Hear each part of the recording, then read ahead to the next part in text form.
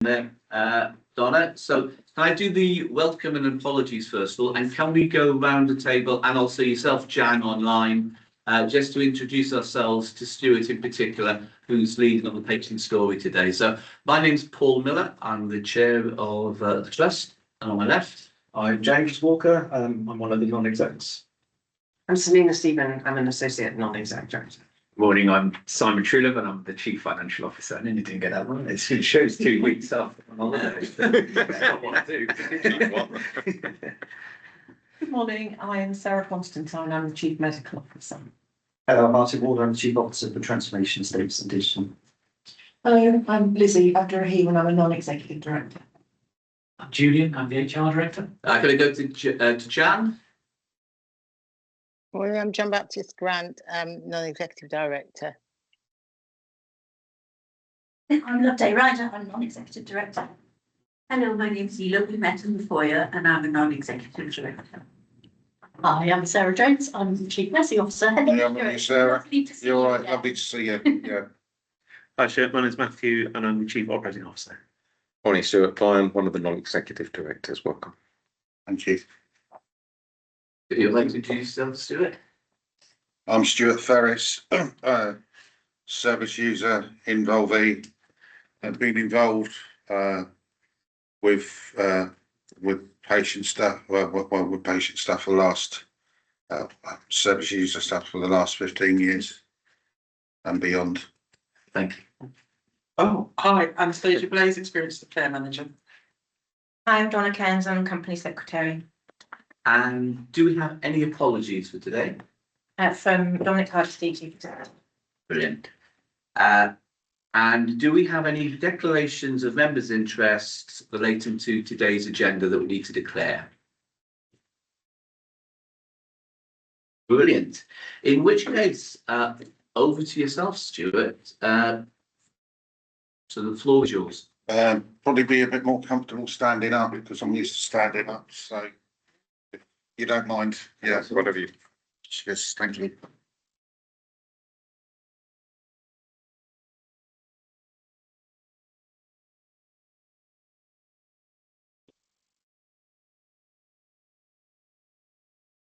As Sam said, my name's Stuart Ferris.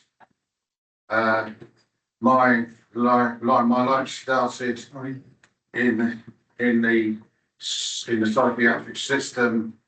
In 1979, my father was diagnosed with terminal cancer and lymphoma.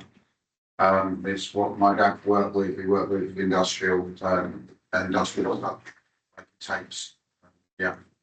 My dad, there was treatments at the time that referred into Hammersmith because we're from the London area, originally I am.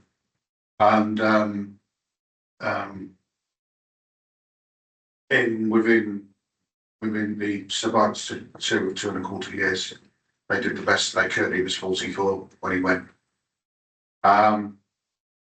First year after his death, I wasn't too bad, but it was the 18 months down the line, and I was like for 12, 13, yeah, second year, seniors.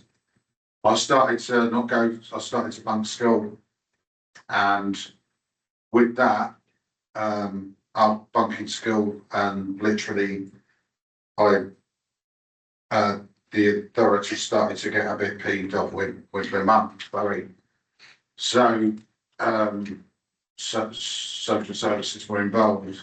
I got referred to child guidance, and this child psychiatrist referred me to a place called Hill End in St Albans. Some people might have heard of it, the regime of what went on in there. My mum had to put me in there, she didn't have a choice. Before I went in there, all I had was slight learning disabilities. I came out of there with what now is known as complex PTSD. And it's been proven that that place was the cause of my problems. We were sedated, beaten up, not just by staff, by other patients as well, who were playing on one against the other. The staff were, we were mentally tortured. I was mentally tortured, literally, you know, within meetings, my arms were moved, my body parts were moved. You know, that's how it was. Yeah. They absolutely destroyed, they totally destroyed me, and not just me, a lot of people. I came out of there, I was in there twice, I came out of there, and of course, that's when the problems really started. The anger, everything, holding jobs down. I was trying to hold jobs down when I left school. I couldn't, by the time that I moved to Swindon, which was in '99, after lots of problems and stuff, I was like, you know, not knowing what was going on with not the reasons why, and I always wanted to get EMDR treatment because it was explained to me. Because I went to a place called United Response, and they were the sector for mental health voluntary within the area in 2000, and I got to understand what EMDR was and what it was about. And at the time, I saw a guy in psychology, and you know, he actually turned around and said, "You're too unwell to act for treatment." And I turned around and said, "Well, it's like this.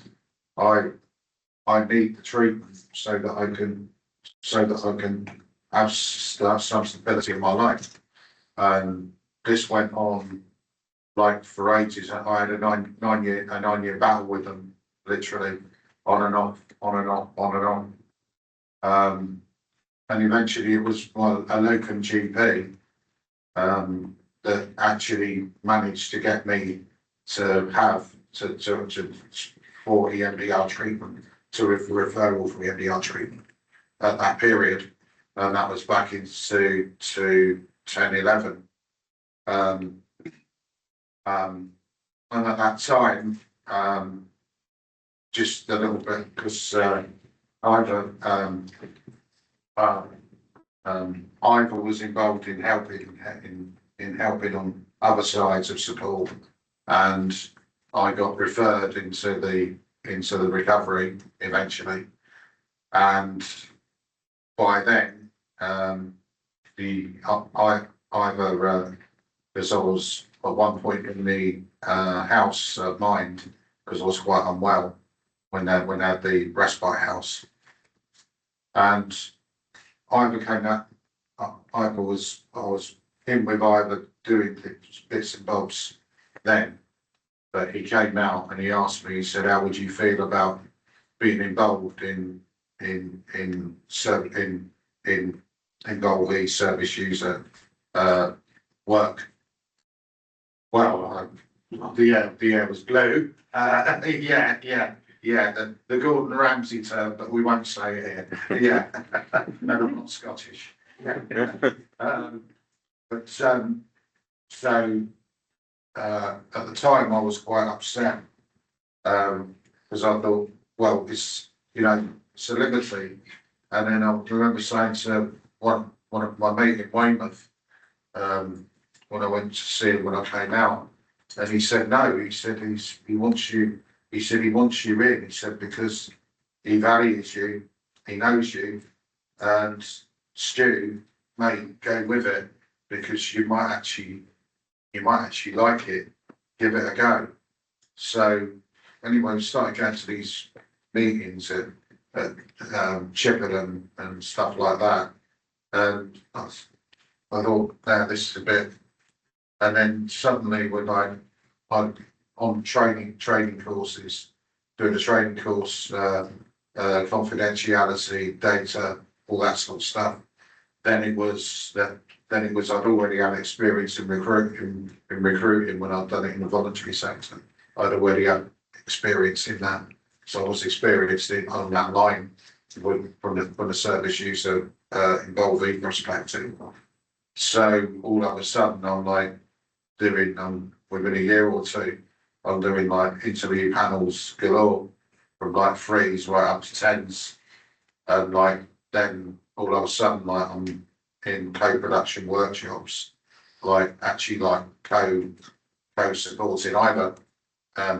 You know, all of a sudden it's the equivalent in football terms, like, you know, like Forest in the 70s, you know,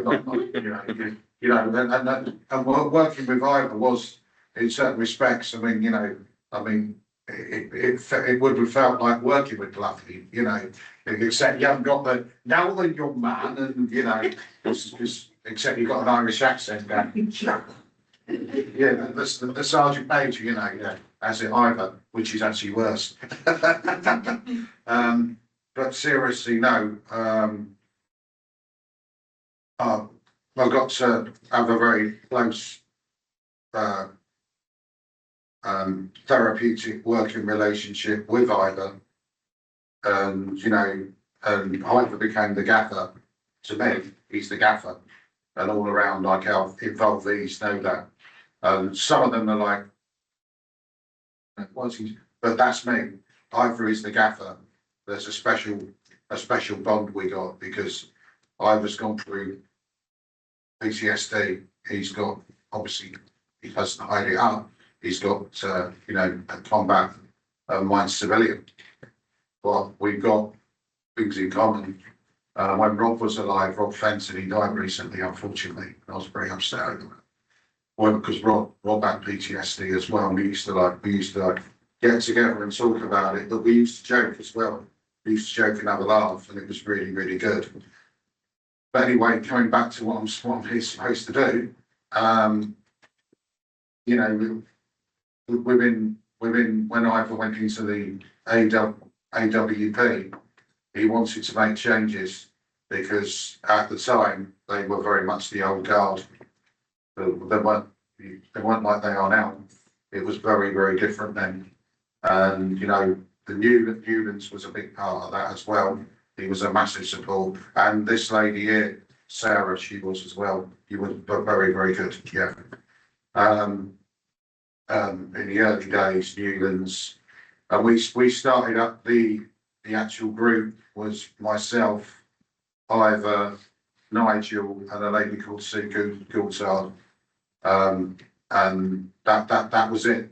There were 4 of us when we started it up, literally 3 or 4 of us. And now there's over 70 odd people that are involvees, carers. You know, it's unbelievable the transformation that it's had within the community in the Swindon area. It's been absolutely massive, yeah. But from my experience and perspective, it's changed parts of my life, not everything, obviously. From the point of view of being valued, and working alongside staff where you're not being condescended or treated like a 5-year-old. The staff are on the same level with you. They treat you with dignity. And I think a lot of that again was down to Ivor and Newlands. We are treated with, well, if I'm on an interview panel, no matter what I do, the staff are always very, very respectful. They're always really good. And I can't praise them enough for that. They've been really, really good. Yeah. And encouraging, because obviously there's been a lot of changes in the last 6 years because of COVID and what happened there, which was horrendous. And of course there's a lot more meetings on Teams, and I do Teams, but I'm not keen on Teams all the time. And it would be nice if there could be a bit more social interaction. I understand if someone's a long way, quite a way, and they have to have a meeting, and it's important because obviously, you know, at top level, you guys have to. It's what it is. Of course it is, sure, yeah. But it would be nice sometimes that if ourselves, the involvees, could like have more social, a bit more social interaction with the meetings. I'm trying not to be unrealistic. I'm trying to be as realistic as I can. It's not a criticism, it's just an observation. That with myself, I'm pleased with what AWP have done. In the beginning, I think that was a long time ago now, 14, 15 years ago, that the AWP have actually realised and realised at the time, and have been. I'd like to see a bit more. One or two people maybe come down to our service user meeting once a month that we have. I'd actually like to see someone come down and see what we do. Sarah already knows what we do, yeah. But it would be nice to see that someone in the hierarchy actually comes down to Swindon and see what we do. Because I know we can't say localities anymore. We were doing things before other localities were, and other localities were coming to us, asking us, well, how do you do that then? And I would send a couple of involvees along to meetings, and they would be a bit like me today, explaining what it's all about. If it hadn't been for Ivor, I would have never done this. I would have never ever have done anything like this in my life. Yeah. Because I was always like the little guy in the corner. I was kind of like, that's how I was. I was like, I was written off when I was a kid. They wrote me off, completely wrote me off. Like I was remedial at school. I'll tell you how bad it was when I was a little kid. When I was a kid, one of the teachers, someone said, there's a guy called Benning in Crossroads there. And anyway, I had this Benning hat, and the teacher turned around and said, if I would have known, I would have bought you another one. And that's how it was. Yeah, there was, you was ridiculed and written off certainly in the late 70s and early 80s. That's how it was. And for me now, it's kind of like, as the gaffer always said, he said, well, it's a shame you can't see them, you can see fingers up. And he's got a point, he's right there, Ivor. I love what I do when I'm involved with it. I'm not involved with it enough these days, because obviously things are a bit tight, but with interview panels, there's not so much recruitment going on. I do kind of understand that, yeah. But when I'm involved, I absolutely relish what I do, but I don't do it for me. I do it for, like, I call the colleagues, fellow service users, and throughout the mental health community, right down to the voluntary sector. I'm involved with this for everybody, for always the long haul. When I do interview panels, I take it very, very seriously. I take the job descriptions home. I go through the questions. We're allowed to supplementary questions. We're involved in every decision. We're asked what our decisions are, and we're involved at every level, which is fantastic. And I think I've lost count of how many I've done in 15 years. Yeah, staff come up to me like, do you remember me? No, I don't remember you. Oh, you helped appoint me. And it's like, yeah, it's amazing. And I've done a speech on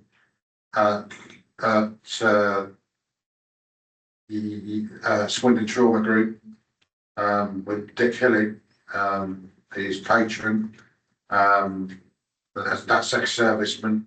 I'm not an ex-serviceman, but I was founded an honorary member, which they all agreed for me to be, which was really going.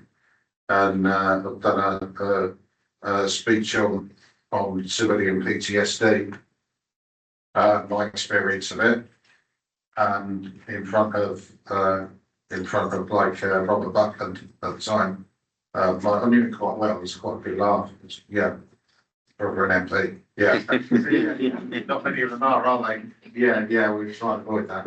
But I mean, it's for me though. It's been a journey. My advice to anybody who comes in and wants to come in, I'd say to them, look at this, just look at it from the outside. Don't be blinkered by it and don't be overwhelmed. Just take this as it comes, because that's what I did, and it's worked to a degree. Obviously, I've still got my condition for the rest of my life. I've still got that. I have to deal with that. You know, but in the main, when I get the opportunity to do all this, it's been a vocation for me, and the fact that I'm honoured to help others within the community I live. That's the bit I love doing. That's the most important thing. The people that I'm helping, because it's helping working towards a better service. And when I'm on an interview panel, if the persons that are going for the post are not engaging, looking at me, I'm not interested. And I've had one or two that have done that. They've gone in there and they can't look, and they're not looking at you, and I don't mind if they don't say goodbye. I can do, that's fine. Yeah, because of nerves, all that sort of thing. I get that. Gets the better of you. But if they can't look at you, you know that, hang on a minute, they're not appointable. Yeah. So from that perspective, and I always look at body language. I look at that kind of body language, the way they come across, if they're committed in what they're saying, what they're wording in, not just their wording, if they are committed to what they're doing and the dedication. And that's why the most important thing is we always try to recruit the best in Swindon. We always try to do that. And I've always prided myself on that. And I'm very pleased with that. Right, I think my time's up. Okay, and thanks. That's it really, and thanks a lot, and here's to England tonight to slap the arches. Really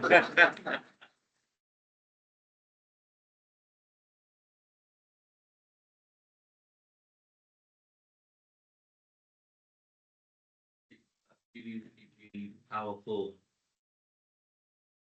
story of your life. Any questions, colleagues? James. So thank you for that. It's very, very committed you are, and really clear that you want to make a difference. And your experience, I think, is really valuable to the trust. So thank you. As a side note, I'd love to go along to one of the service user meetings, so I'll follow up on that. But I was going to ask if you could change something across the trust and see that difference impact in a positive way. What would you want to see change? I think, as I said, I'd like to see like some of the hierarchy come to Swindon a bit more. See what we do, and ideas as well for the future, and and take on board what not just involvees and carers take on board what's really going on, and from that level, because then you get a good consensus of what's going on, and then you can work alongside each other. Is that, Yeah, so it's that really deep listening that comes back to. yeah, your communication, communication, yeah, Thank you. thanks. Thanks for sharing your story.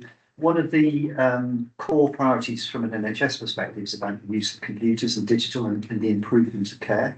What advice would you give to us in terms of how we use digital and IT and computers to improve the services that we provide?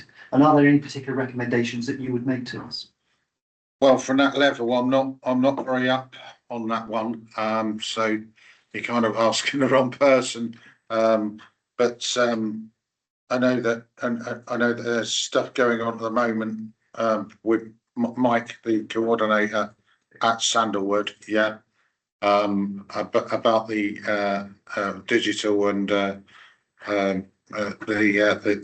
IT side, I don't really have a lot to do with that. That's fine. And I guess the reason for my question is that we are approaching it from one particular view, in that we are expecting people to be able to understand how it works, and we know the world isn't like that. Okay. And I guess what we're looking to do is to seek ideas and advice and guidance from as many people as possible to make it as inclusive as possible, so that digital doesn't effectively become this thing that people look at, think, I don't understand what it means or what it can do for me. So thanks. I will follow that.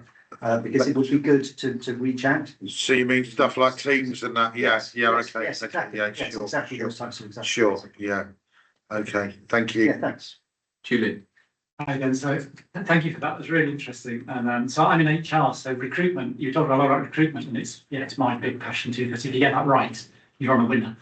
True. You've obviously become very experienced at recruitment. What's your observation about whether our managers that are doing the recruitment, are they any good? Are they as good as you at it? And then also, what's your prediction for the score tonight? No, I'm not a bookie. Yeah, what do you think of our managers and how they're recruiting? Are you seeing them get better, get worse? Are they okay? Are they? As in the managers that we work alongside when we're. They're in team as well with you. Yeah, I mean, the ones that I work with at Sandalwood are pretty on the money. Are they? I'd say so, yeah. I've only ever had one that's been disagreeable, and that was a long time ago. That was about 12 years ago, and she's retired now.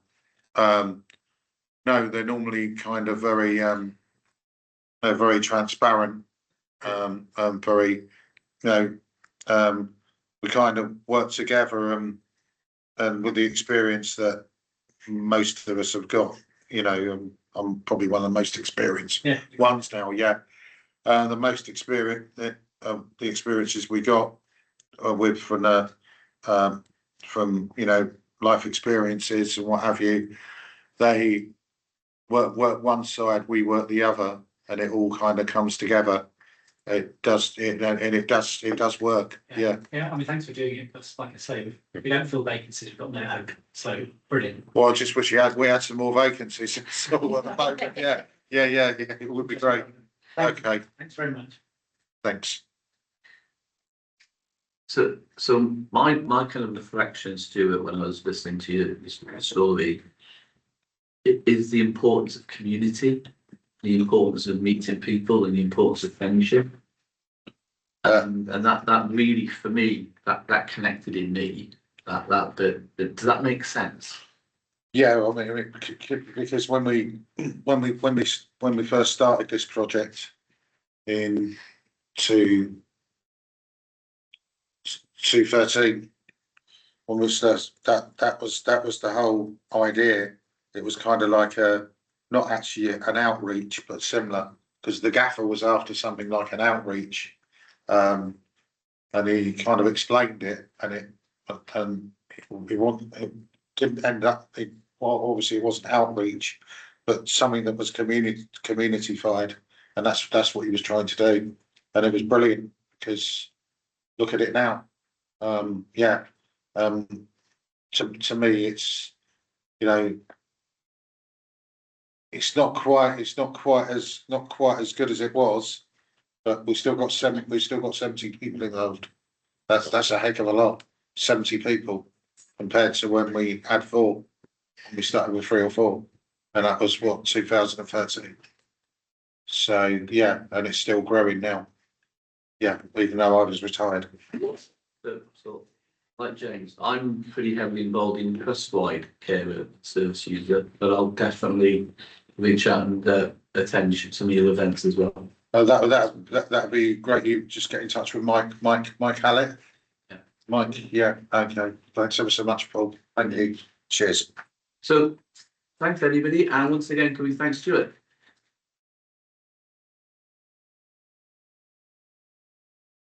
What it's worth, I predicted 3-2 to England. But then again, I predicted France would win last night, so what the heck do I know? I think it's going to be.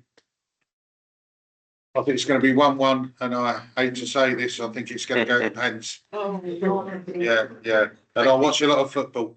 We'll go out after the match. Unfortunately. Right. Lovely, well done. Thank you. Thanks, Stuart. Thanks a lot, guys. See you. Take care. All the best. Have a good day. Thank you. Cheers. Thanks, Anna. Thanks, Sarah. Yeah. Take care. Thanks to see you again. Take care.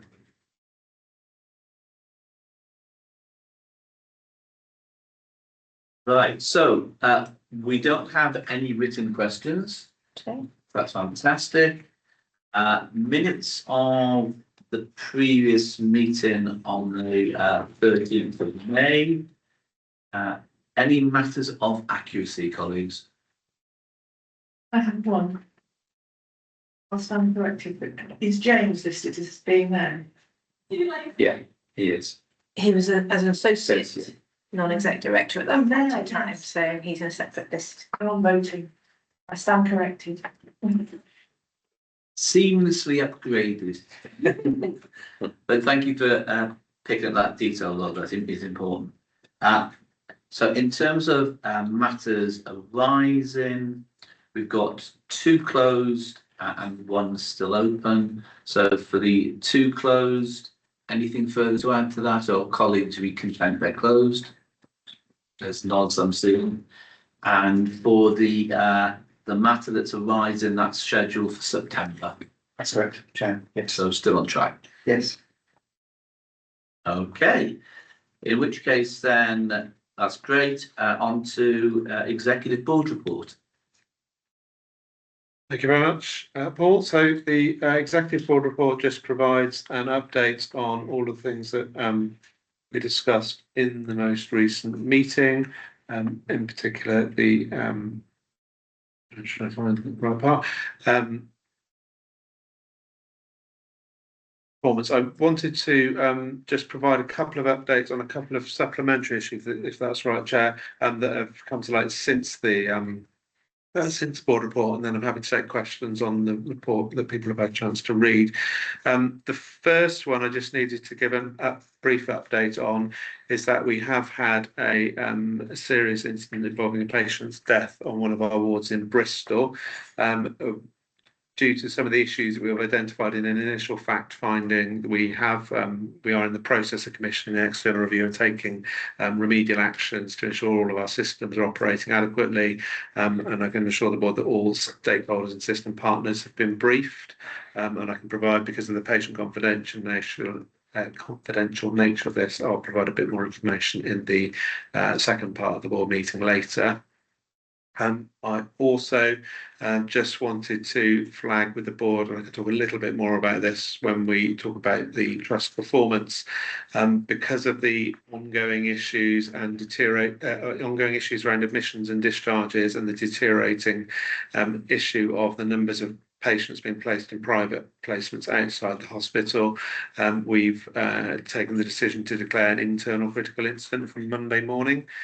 So we remain in internal critical incident and anticipate being in it for probably the next couple of days. We've got a number of remedial steps that I can talk about in a little bit more detail later in the meeting. And the third area is that I just wanted to flag, and again, more comprehensive details will be discussed in other parts of the board's business, but just to note that on Friday we received the outcome of the inquest into the death of Lucy Curtis. So we've obviously ensured good communication across the organisation on that people will have seen. But just to re-emphasise that we recognise the failures in care that contributed to Lucy's death, and to extend our heartfelt apologies and be with Lucy's family at the current time. So those are the three additional things I want to update on in part one, and happy to take questions on the executive board report. So before opening up for questions, once again on behalf of the board, can we express our sort of sympathies and support and our regret for Lucy's family, and we fully accept and own the actions we need to take, and we've already taken, so we continue on that journey. So questions, colleagues, on the report, and questions on the verbal updates that Matthew's added to that report. Loveday, then you. Interested in the critical incident. This is the first one I've come across. So by calling it that, what does that enable for you?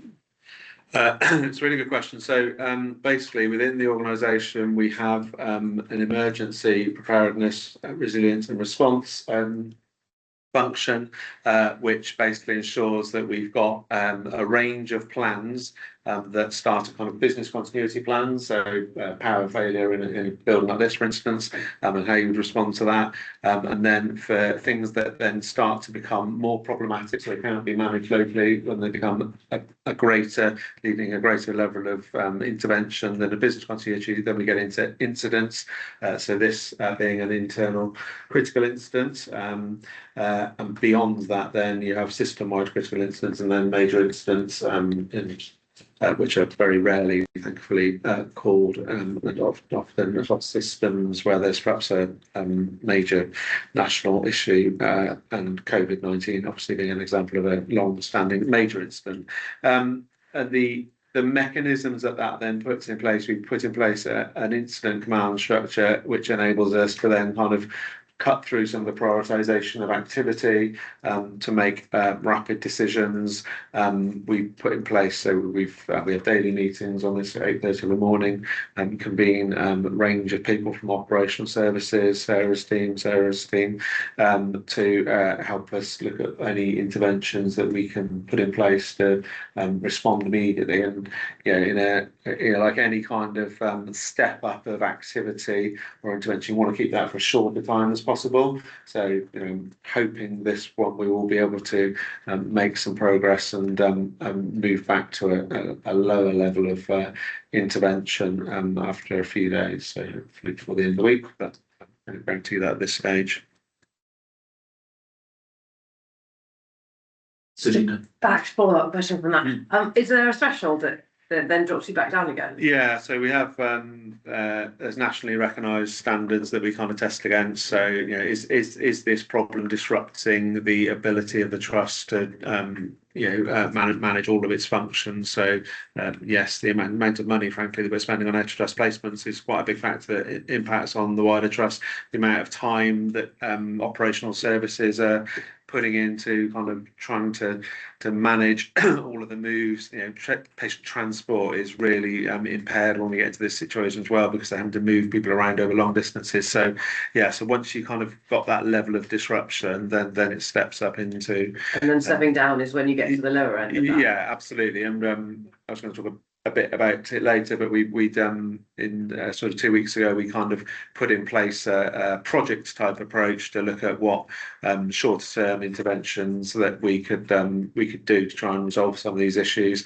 That still exists, and we're kind of dovetailing them. And then so once we step down from kind of critical incident interventions, we'll be just monitoring that through twice weekly project meetings of people going away and doing different activities to try and improve things. Thank you. I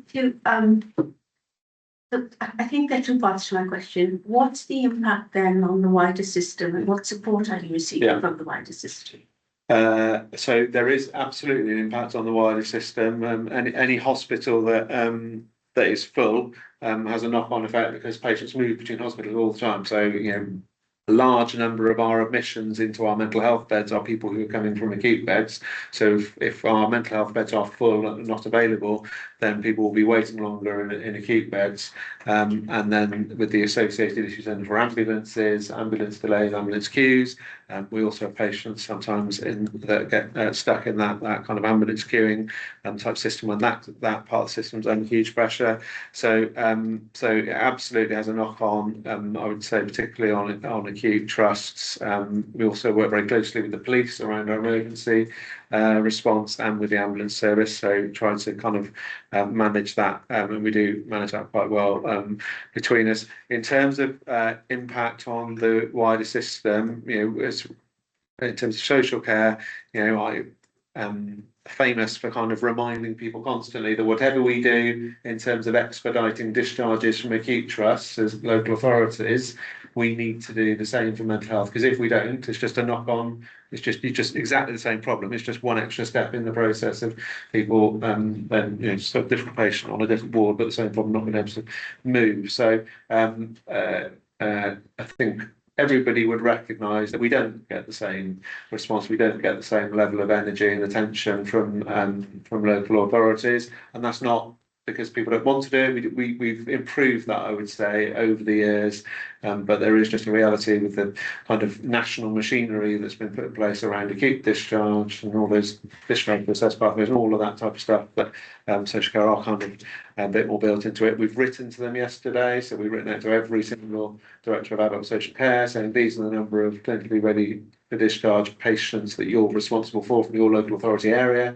We need your help, and looking to have a kind of step up in terms of response. Things like Care Act assessments need to be done straight away. Shouldn't be having extended waits for application of social workers to do it, that type of thing. Is there anything that we as a board can do to support? The letter went from Dominic yesterday, so I think that's helpful. I think there will be probably system meetings and stuff that Paul and Dominic and I and others were involved in, so we can kind of keep raising the profile of it. I think just keep reminding people that any problem in a hospital is a problem in all hospitals, and not just thinking. And when we've had very senior people at times saying, well, just put them in a mental health bed then, because that solves the problem of the acute. Well, it doesn't. It's exactly the same problem.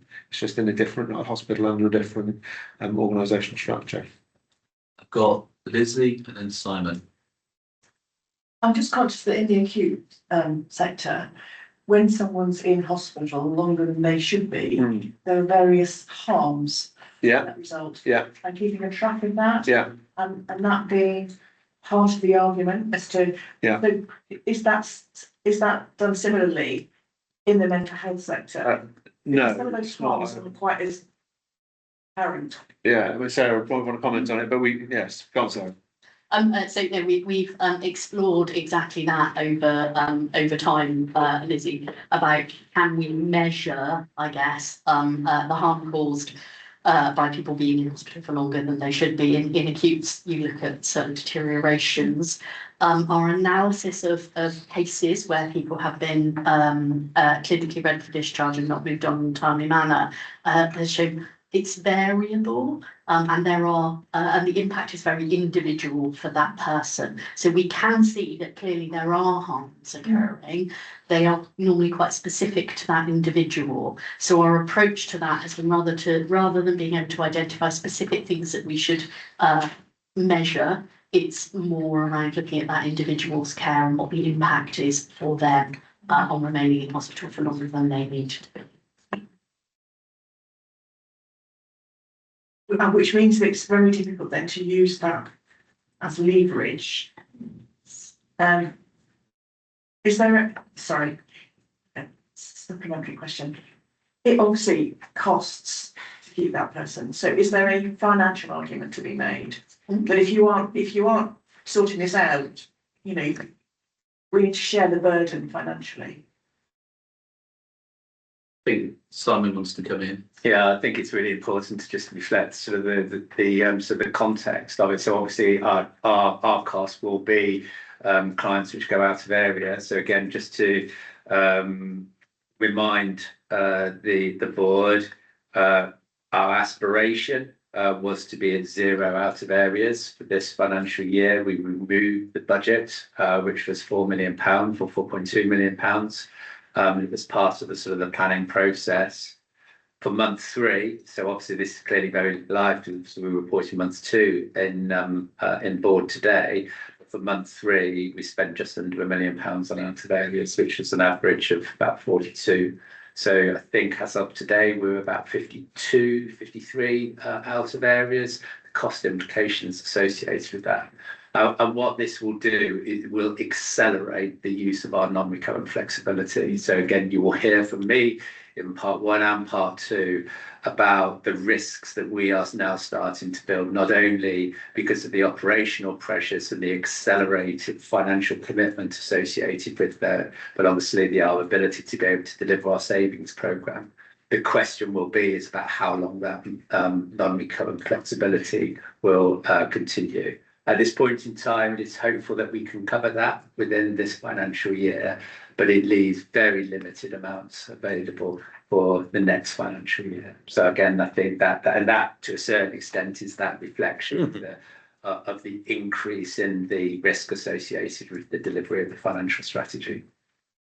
So I'm not aiming to have an open, lengthy discussion on the question I'm going to ask, but I'm just want to get some assurance that executives know what the answer would be. Are there, given the financial issues, given the service pressures, is there total clarity on the red lines operationally that we wouldn't cross around quality and safety? So I'm looking to Sue, Sarah and Matthew on this. Yeah, go on, Sarah. So I think there absolutely are. So the board will recall some of the conversations we had at the last board around some decisions that had been made that would have impacted on patient experience. So potentially patients being admitted to areas that were more restrictive than was required. We look very closely at breaches of mixed sex accommodation. So those are the types of indicators that we are looking at. We are also looking in detail at any incidents that occur potentially while somebody is waiting to come into hospital. Now, obviously, the knock-on effect of that, and as we have seen in the numbers that have grown in terms of our use of out-of-area placements, we are managing that quality risk first and foremost, hence the number of people who are out of trust. So we do have that in place and we are monitoring that. Obviously, when we balance that quality then with performance and with finance, that's where we start to see the impacts. So that's for me very assuring. We have that, and quite clearly this is going to play out in the foreseeable future through the various committees that we have, and ultimately in the board. So should we get to a situation where those 3 things are playing out and it's tricky, again, feel free to raise that and we can have an appropriate discussion at the board where we can triangulate all of this. Matthew? Yeah, just to add to what Sarah said, so in the incident meetings we've had in the last 3 days, really the principle of emphasising and reminding everybody that we have an escalation decision-making process, and we don't just default to the types of things that Sarah's alluding to that could be quality of experience risk, because we have to make difficult decisions, and if the alternative is someone not being in hospital, but it has to be a decision rather than just happening by default, and that's what we're trying to make sure we've properly instilled into everybody. And I feel reasonably confident, given the conversations we're having, that we've improved that. Eva, final comment. And in that vein of understanding where the red lines are, a lot of our conversation has been about what happens when people come into hospital and need to leave hospital. I presume there's similar escalations and red lines around what's happening before people even, in terms of turning the tap off. It's just now it's understanding why people are presenting and what can we do to prevent that from happening. I presume there's similar red lines and conversations happening from that perspective.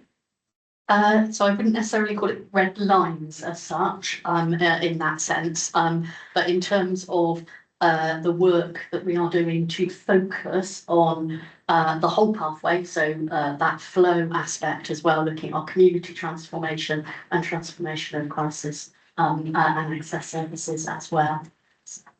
And Jan, apologies, it's a long way away. I missed your hand. That's okay.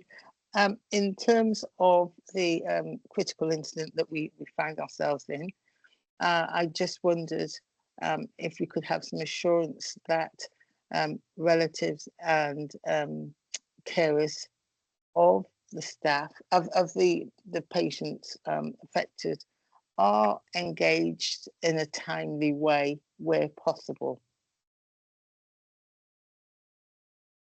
I think this might relate to the active area, possibly. Right, yes, I'm not sure if, yeah, go on.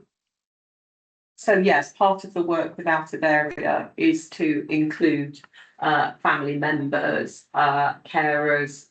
So some of the work that we're doing, for example, on ward round management is to do that, but also the community before somebody comes in. I think part of it is about setting expectations when somebody comes into hospital, and sometimes we forget that. So we're looking at working on that, and that's a piece of work that I'm looking at with the medics as well, so that they can be part of that. So the person who sees and organises it doesn't just sort of go on to the next thing and move off from that. So yes.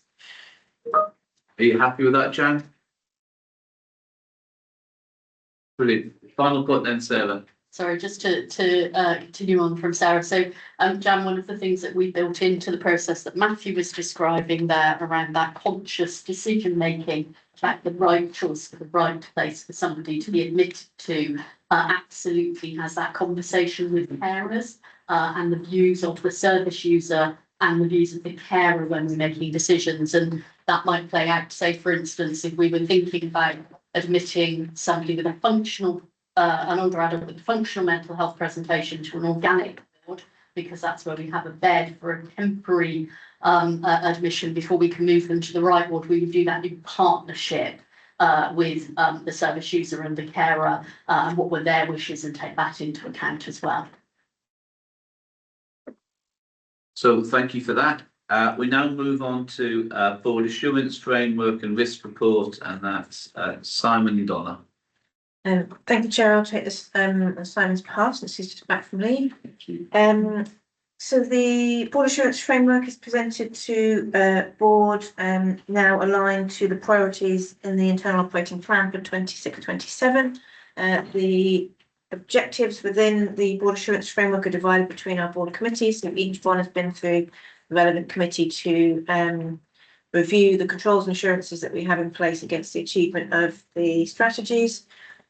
Also included in this paper, then following through from those priorities, are the identification of emerging risks. So those are outlined in the paper as well, including an update on the delivery at the end of Q4 of 25-26. So we're kind of going to transition from last year into this year in this paper.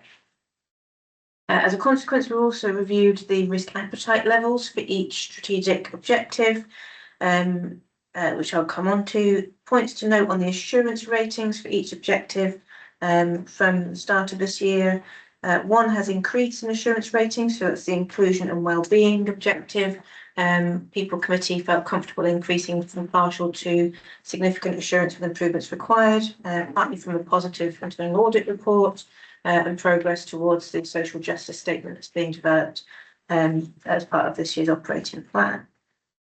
One has decreased rating though, which is the financial strategy, has decreased from significant assurance with improvements required to partial assurance. The details of that is included in the paper. It's not quite clear in the table, apologies, I haven't noted it in the column of the proposed rating. It does explain in the rationale why it's moved to partial. Apologies, I just didn't update the table correctly. That's the colour coding. The colour coding in the words, so it should say partial next to the financial strategy box. It is correct in the appendix, where there is a bit more detail for each of the objectives.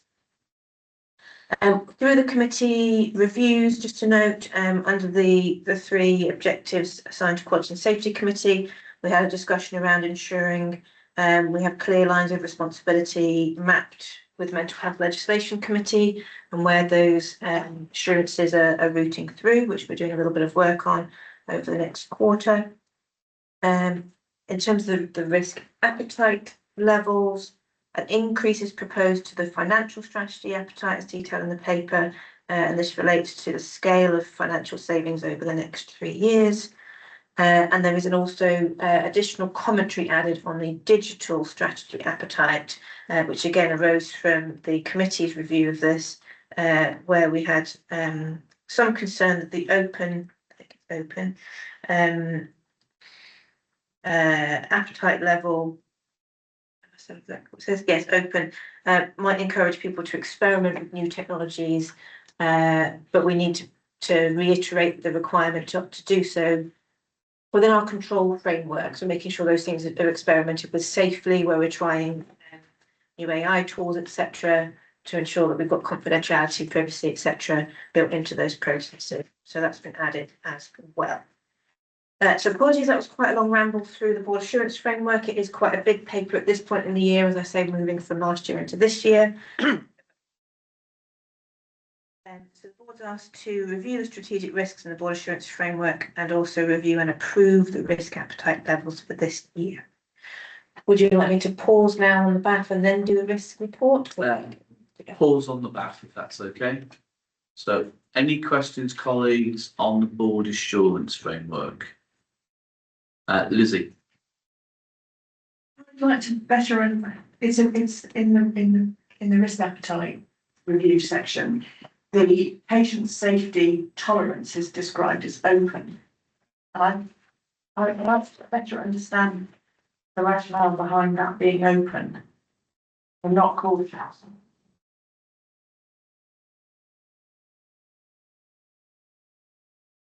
I think I read on that.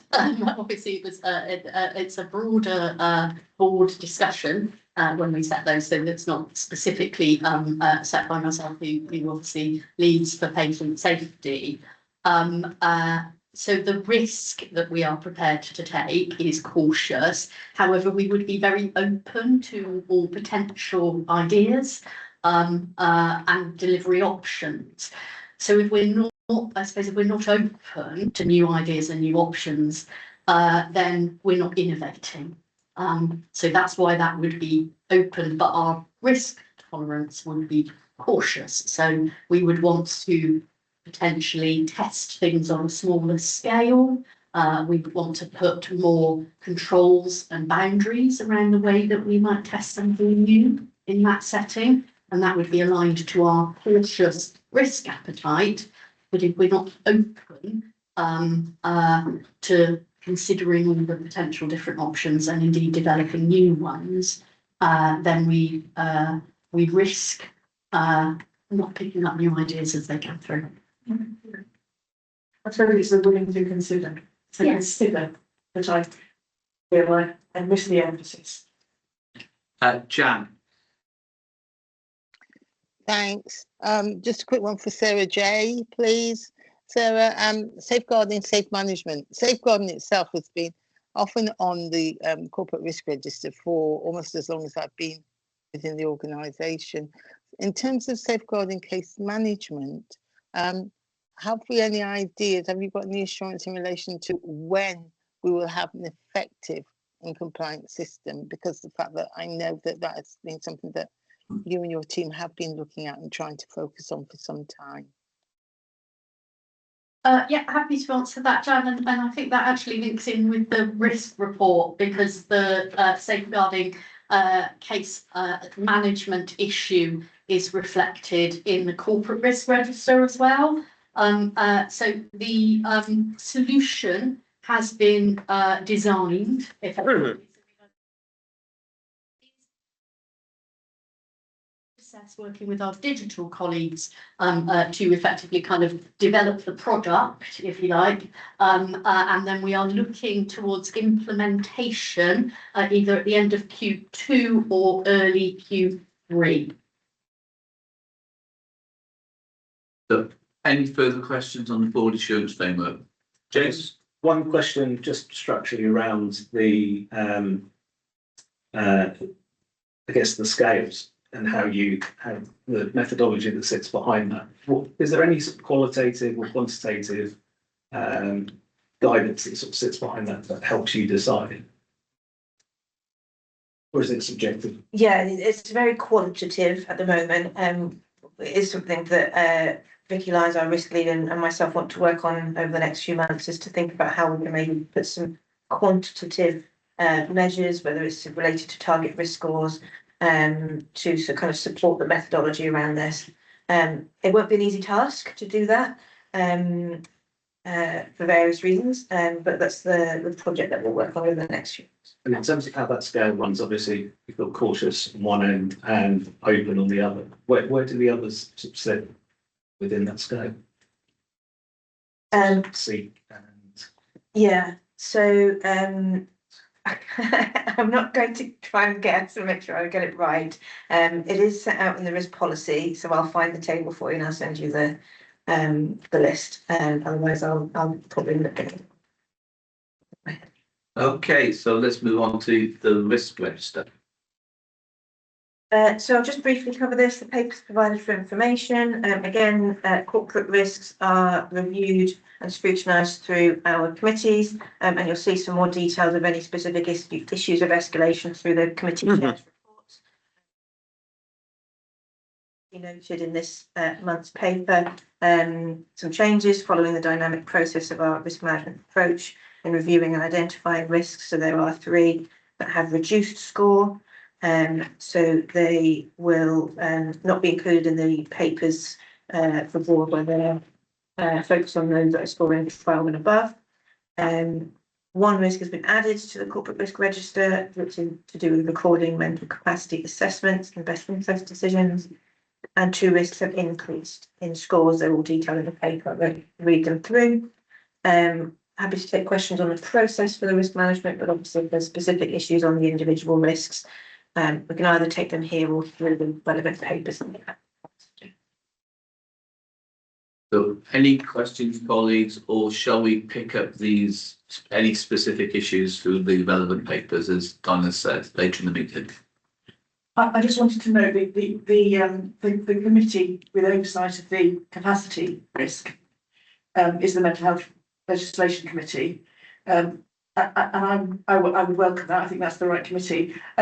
I think that's the only risk that would currently come to the Mental Health Legislation Committee. Is that right? That's correct. It's the only risk that's scoring above 12. Yeah. Okay. So if we can then move on to Quality Safety Committee Chair's report. So there are two reports here because we've had 2 meetings since the last board meeting in public, and the reports are there for you to ask questions on, but I just want to highlight a few things in the report. So it's annual report season, so we have been inundated with a plethora of annual reports. The thing that I do want to say, and this speaks to governance, is that all of the annual reports had no surprises for us. So because of the quarterly monitoring and the way in which we review and get reports into the Quality and Safety Committee, the annual reports were those that held no surprises for us.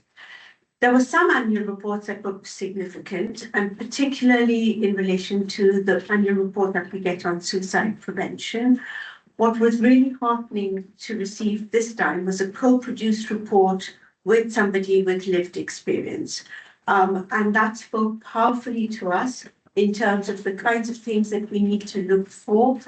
It reminded us of that suicide prevention is not just the role of AWP, but it is the role of people who sit within communities, and there is a wider responsibility and an understanding of the national picture and how that speaks to the kinds of things that we need to be looking at. And the board will have received this report as well.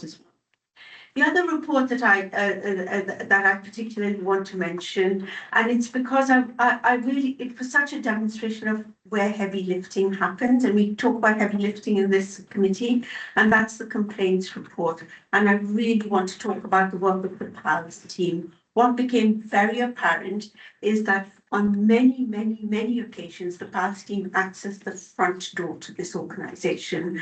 And the work that they do is wide and varied.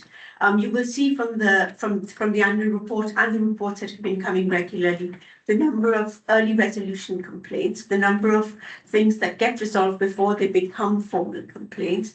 But in conversation with with Joe Collins, who leads the service, when I said, this is fantastic work, what support do you need from us, what else can we do? And she said, the one thing I would like to remind everybody is that when we're chasing them, it's because we're trying to put something right, and it's in service of the service user, their family, but also in service of the service. So that was something that I hope divisional leaders who were there took that back to their teams. And finally, this is part of a discussion that will continue to happen between Matthew and Sarah. We have reviewed the CAM service, particularly in the light of the external review that we had and some of the incidents that we've seen. And there is a discussion happening in terms of whether or not that particular aspect of the CAM services is put on the corporate risk register. I think check that the community CAM service. Yes, we don't have an inpatient CAM services, so the community CAM services, the work in that particular area, although Michelle was able to give us some information in terms of how that was progressing, we certainly felt as a committee that it needed to be highlighted on the corporate risk register. I think Matthew and Sarah are having a discussion about where and which committee that brings that up. I'm happy to take questions. So any questions, colleagues, on the Quality and Safety Committee? Lizzie? It's not so much on the detail, it's that comment around the annual reports and about the pressure that then creates in terms of also doing the day business, if you like, the regular stuff. And is there a way in which those reports might be cycled such that they don't all come in a big rush?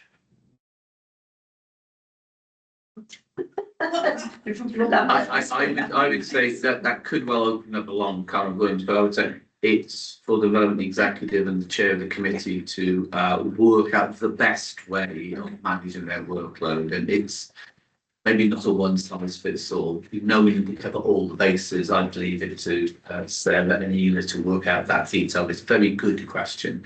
Let's do it easy rather than hard if we can. Yeah. James?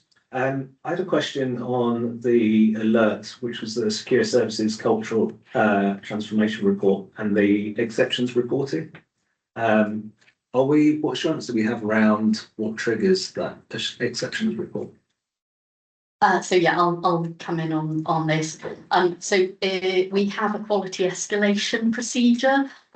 We have a range of data sets that sit within that we analyse, and those are reported up from our divisional level to the Safety Effectiveness and Experience Oversight Group, which Sarah and I co-chair. So we have a division level report that will look specifically at secure services and look at those particular data sets that we would then report up. If there are things that are triggering within that escalation, then we will be alerting that to the Quality and Safety Committee, and we may well step that back up into a different level of escalation. That's great, thank you. Okay, so on now to Mental Health Legislation Committee Chair's report. So the first thing I'm going to say is this is obviously the first one I have prepared, so apologies because it wasn't the easiest thing to do, and I'm going to say that in part that's because of the way that the information is presented to the committee in the form of a sort of essentially a single report, a document with everything in it. So we spent some time since the meeting discussing how we might better structure the agenda so that we can understand the information better as it comes before us. And that's by way of background. I'm not going to go into, I'm not going to, you've all read it. I suppose what I wanted to say in terms of the alert, the first alert, number 2, is about the risks relating to patients being cared for outside of an appropriate legal framework because of the delays in the Dole's assessments, and I think that circumstances have overtaken us since that meeting, because there's been a very significant decision in the Supreme Court that has changed the way in which people are defined in terms of their deprivation of liberty. So I'm not so sure, because I know, because I've had some contact with Sarah about it, that there's a whole piece of work that's happening within the trust to look at how that's going to impact on our practice. I'm not able to give you an update. I don't know if Sarah, you're in a position to do that yet. Yeah, so this has changed. Just to kind of give you a very brief outline. So the definition as quoted by the Supreme Court of what a deprivation of liberty is, has changed. The interpretation of those words has changed, because the definition itself hasn't. But also the Supreme Court has introduced a concept of non-capacitous consent, which slightly illogical in the wording, but what it implies is that a person who may lack capacity but is to all intents and purposes consenting to the deprivation of liberty, in that case they don't need a statutory framework. So we're seeking advice. There's all sorts of judicial advice going around about this, and so what I would say is we are very alive to this issue. At the moment, I don't think I will be recommending that we articulate a risk on the risk register related to this, but we will keep updates going up through the Mental Health Legislation Committee. It's a very complex area, and nobody quite has the answer yet. Lovely. Sarah, have you implied? Sorry, I was looking around going, where's that voice? From what you said, I think you've just implied that the Supreme Court has meant that we're doing more than we need to rather than less than we need to. Yes, So that's a bank error in our favour, as it were. We don't have to worry so much. Depends on the perspective. Depends on your perspective. Right.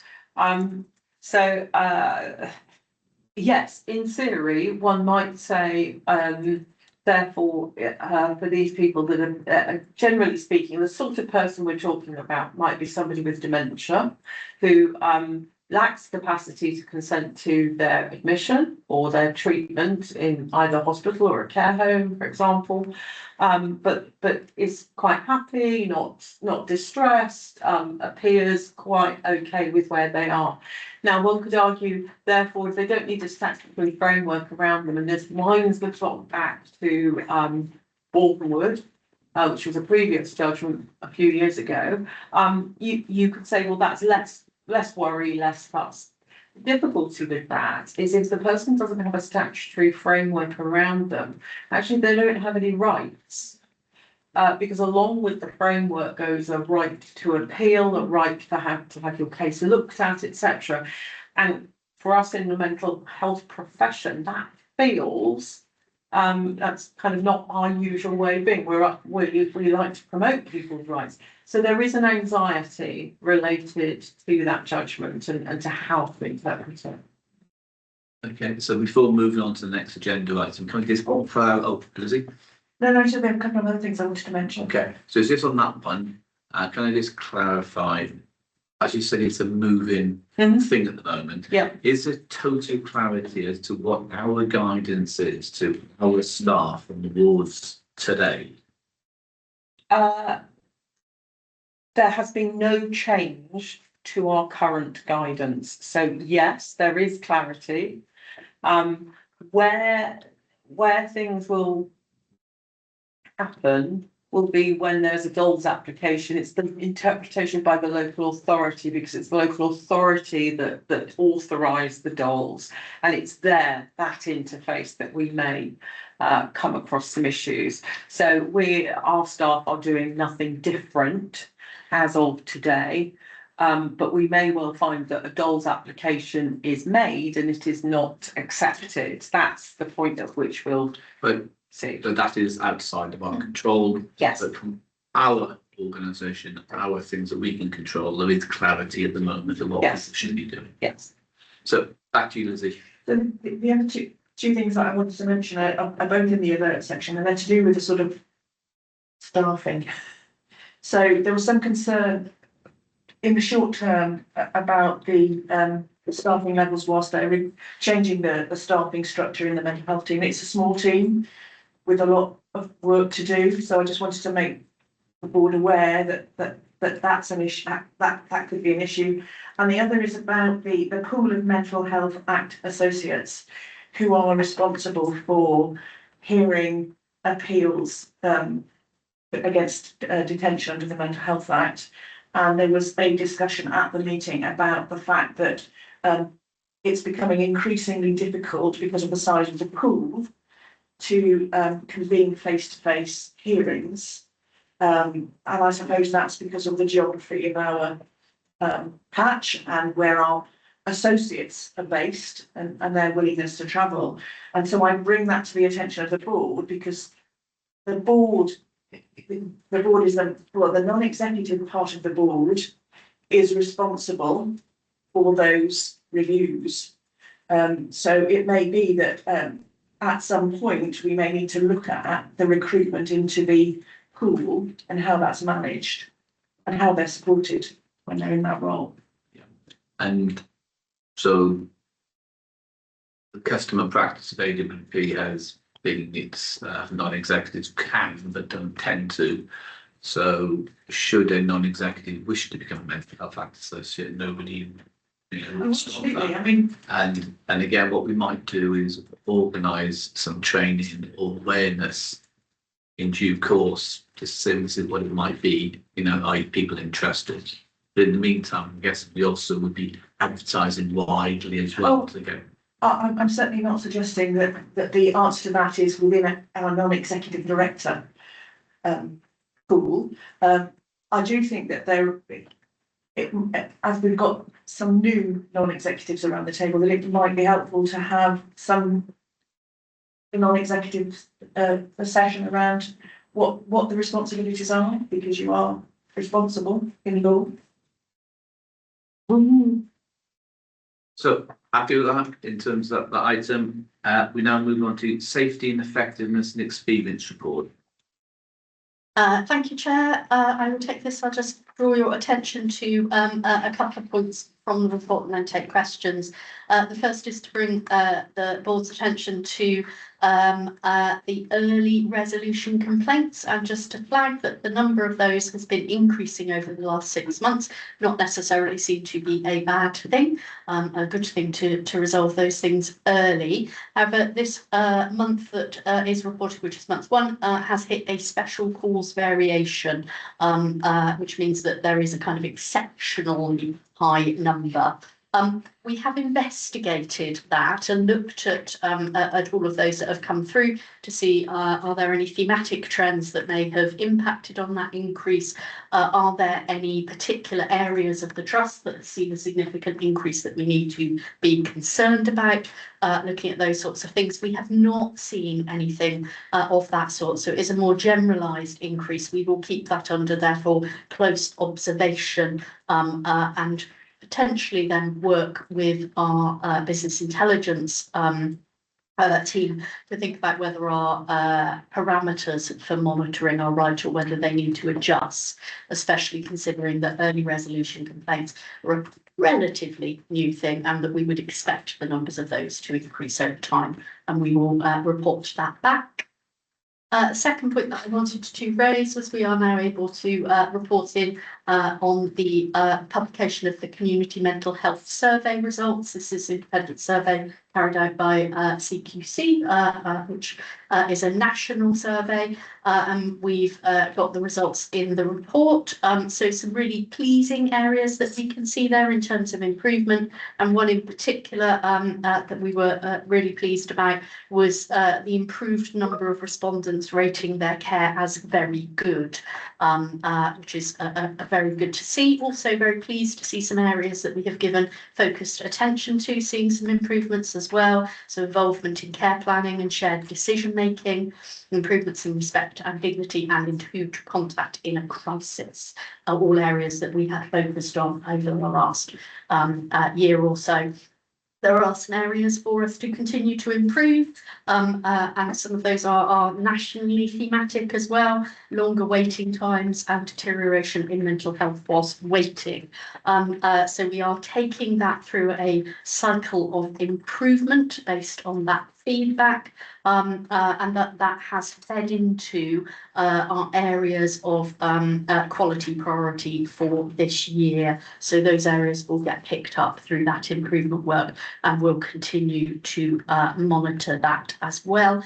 And we've also had some conversations around how we have those conversations about medication as well, and follow up for that. Those will be our key areas based on the results of that survey. Just to let the board know as well that in terms of where do we benchmark with other providers, so we benchmark as about the same as most trusts. If you look at the national report and the way that it's framed on the CQC website, what you will see is that the distribution based on this is a very small number who are better. I think it is under 5 nationally, a very large number in the middle, which is effectively the same, and then a very small number at the other end who are coming out as worse than others. So we're sitting in that middle part. I will say when you look at it, we are sitting towards the top end of that, but it is a big chunk, and there are lots that are very similar in the middle, but that is where we are. And then finally, I wanted to draw the board's attention to some, again, very pleasing work, which is work we've been doing with Triangle of Care and PCREF. So we've been working with the national team on the development of practice guidance on including carers from racially minoritized and marginalized groups, and developing that guidance. And we will then be working with them to pilot that guidance, following then the results of that leading to the publication of that work late next year. And I would like to particularly commend to the board Anna Blakes, who joined us earlier. Anna Blakes is our experience manager, and the Triangle of Care team have nominated Anna for a Black Healthcare Award for that work. So she is shortlisted for that, and I wanted to bring that to the attention of the board as well. So we have our fingers crossed for Anna. Also wanted to just raise awareness to the board of 2 other things in the experience area, which is that we have also been shortlisted for 2 HSJ Patient Safety Awards as well. And that is for the work that the teams have been doing on experience and care. So again, we wish them good luck in that. And I will pause there and take questions. So, any questions, colleagues?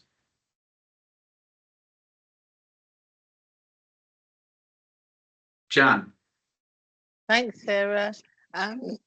2 questions really. The first, the early resolution complaints. Have you undertaken any analysis to see whether this blip, the rise, is in a particular area, or is it a general rise? That's my first question. Then my second question is totally different, and that is in relation to the safety alerts, the compliance and actions.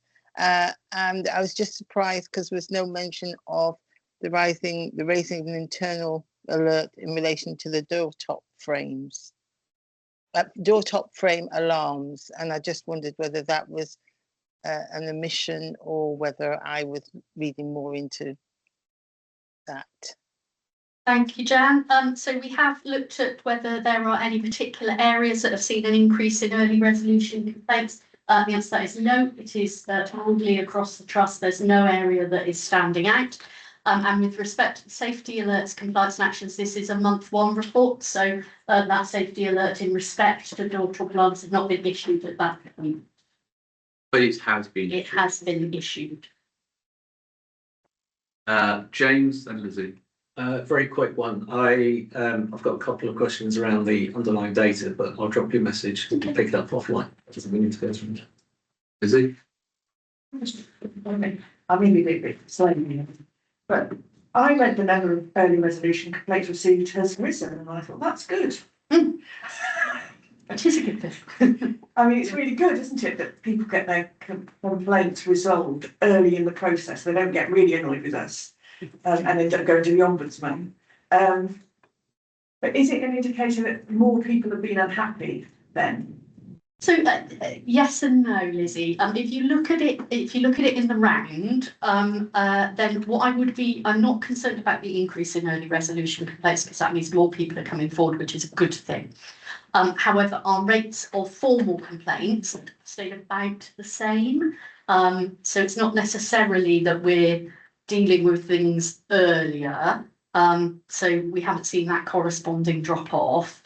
But what is most important in that is we've not seen any outside of the norm escalation in the numbers of early resolution complaints moving to formal complaint. So that would lead me, based on us having done that deep dive and looked to see is there anything else that we're missing, would lead me to think that yes, there are more people who are coming forward and who are dissatisfied with care based on that number. And who are giving us feedback. Again, that's not necessarily a bad thing. No, I don't think it's a bad thing. But then, so this data is for a particular point in time, and I'm not sure whether it necessarily correlates to the point that I'm making, which is what we do know is that our services have been under a lot of pressure. So you would sort of expect people to be. More people to be unhappy.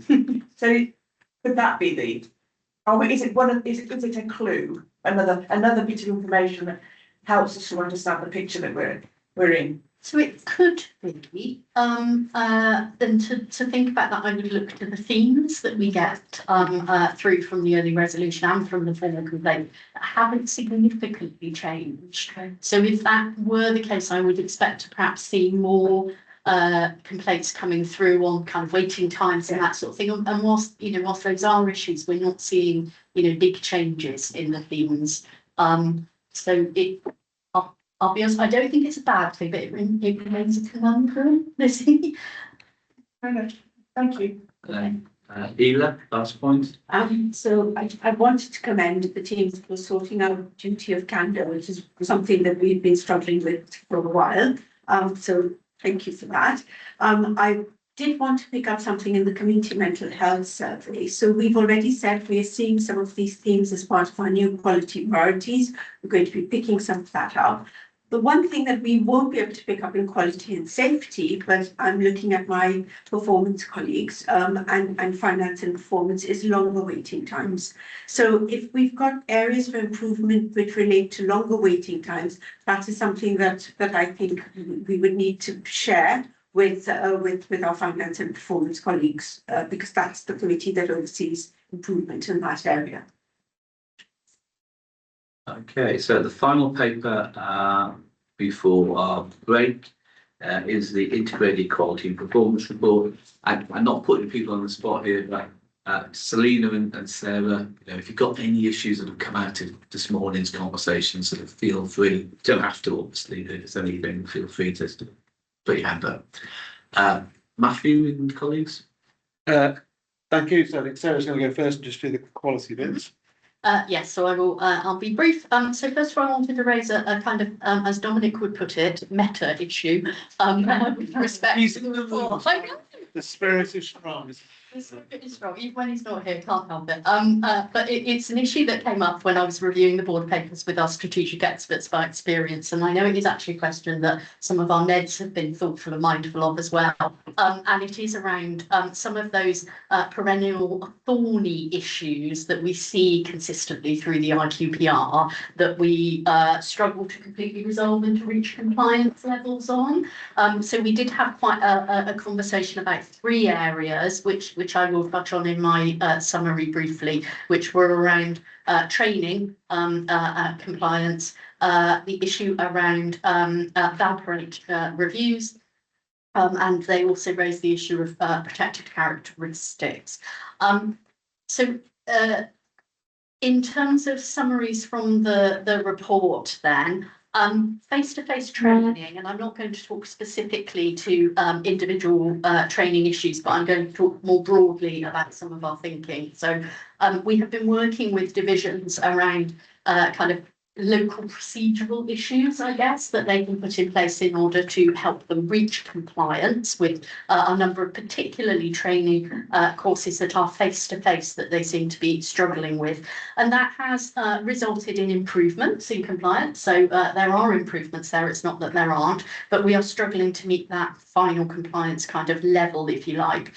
So we have taken that into a slightly different approach, which is working across operations, learning and development, and the business intelligence team to look at how we improve our understanding of those training compliance figures, how we might support teams to more readily understand when compliance is about to go off target, and how then they can more readily book on kind of more locally available training in order to be able to improve that compliance as well. So we're just taking a slightly different approach to it to try to address what does seem to be an ongoing perennial issue. I can assure the board, however, that we are testing mitigations to under compliance in respect to face-to-face training in terms of making sure that our rostering practices on inpatient wards, where this is predominantly the issue, means that there are people who are trained on every shift and that we are able to deliver the care that we need to. The second issue that was raised relates to the valproate prescribing. This is around reviews for people who are prescribed valproate. And what we can see there is, whilst this has been a challenge and an issue for our teams, BSW is on a improving trajectory over the last few months and are confident that they will reach compliance, and that actually BNSSG have this month reached compliance, although obviously this report is looking at the previous month. So we are confident that the actions that the pharmacy team to support the localities and the divisions and the medical teams, their prescribing teams put in place, are actually working towards achieving that compliance, and that we will reach that very soon. So I think those were the main issues from the report. The only other thing I would flag that is mentioned within the reports is that we had 2 CQC full service line inspections in June. So we had an inspection of our older adults inpatient line and our CAMS community line. So they have what they call kind of boots on the ground inspections during June. We had some initial feedback.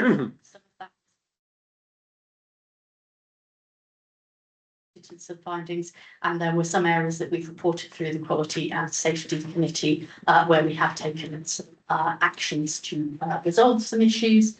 They have made a data request, as they always do after they do their inspection. We've sent them that information and they will then use that to formulate a draft report, which we are unlikely to receive until kind of late August.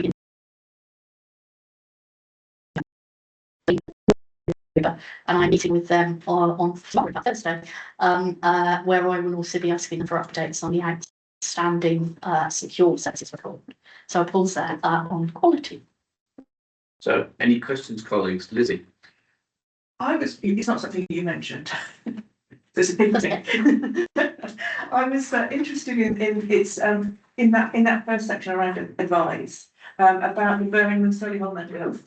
And it's great that the BSW division have made that connection. My curiosity is, why isn't AWP making that connection? Why is it a division and not all of us? So it will be all of us. So it's something that I think the transformation lead in BSW actually initially picked up as sort of part of his kind of horizon scanning, I guess, in terms of different pieces of work. So he's brought that back into the division. Gone, great, let's learn some more from this. Once they've done that, then we will look through the PCREF process and through the PCREF governance to see how we then spread that across the trust. So it will be, it's just that's the route that it came into the organisation. Right. So it's very interesting to see how that evolves. Yeah. Any questions on the quality section? Over to yourself, Matthew. Thank you. I'll be relatively brief because I'm just for the break. So this report has obviously come out of the executive performance meetings, which have reviewed all of the 3 divisions, detailed IQPRs with all their graphs and action plans, and it's been through the finance planning performance meeting. So I'm not going to go into detail. I did want to just flag we're sustaining and reviewed again yesterday, and the talking therapies improvements, which is really, really positive. Often when you've had a spike in improvement, it's worth keeping an eye on it. But we are period of high performance of that service, which I'm really pleased about. We're aware in this report, and again in the more recent meeting yesterday, the focus we need to have on referral assessment in Bristol North Somerset, South Gloucestershire and our adult services.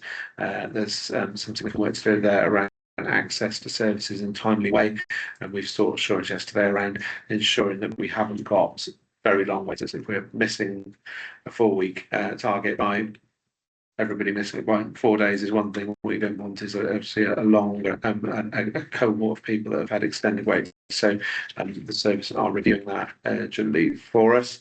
Of course, the main thing I wanted to touch on was the performance and the actions that we're taking to respond to performance improvement requirements around admissions and discharges and flow. So we're using our existing kind of performance metrics to inform the immediate steps that we're taking this week.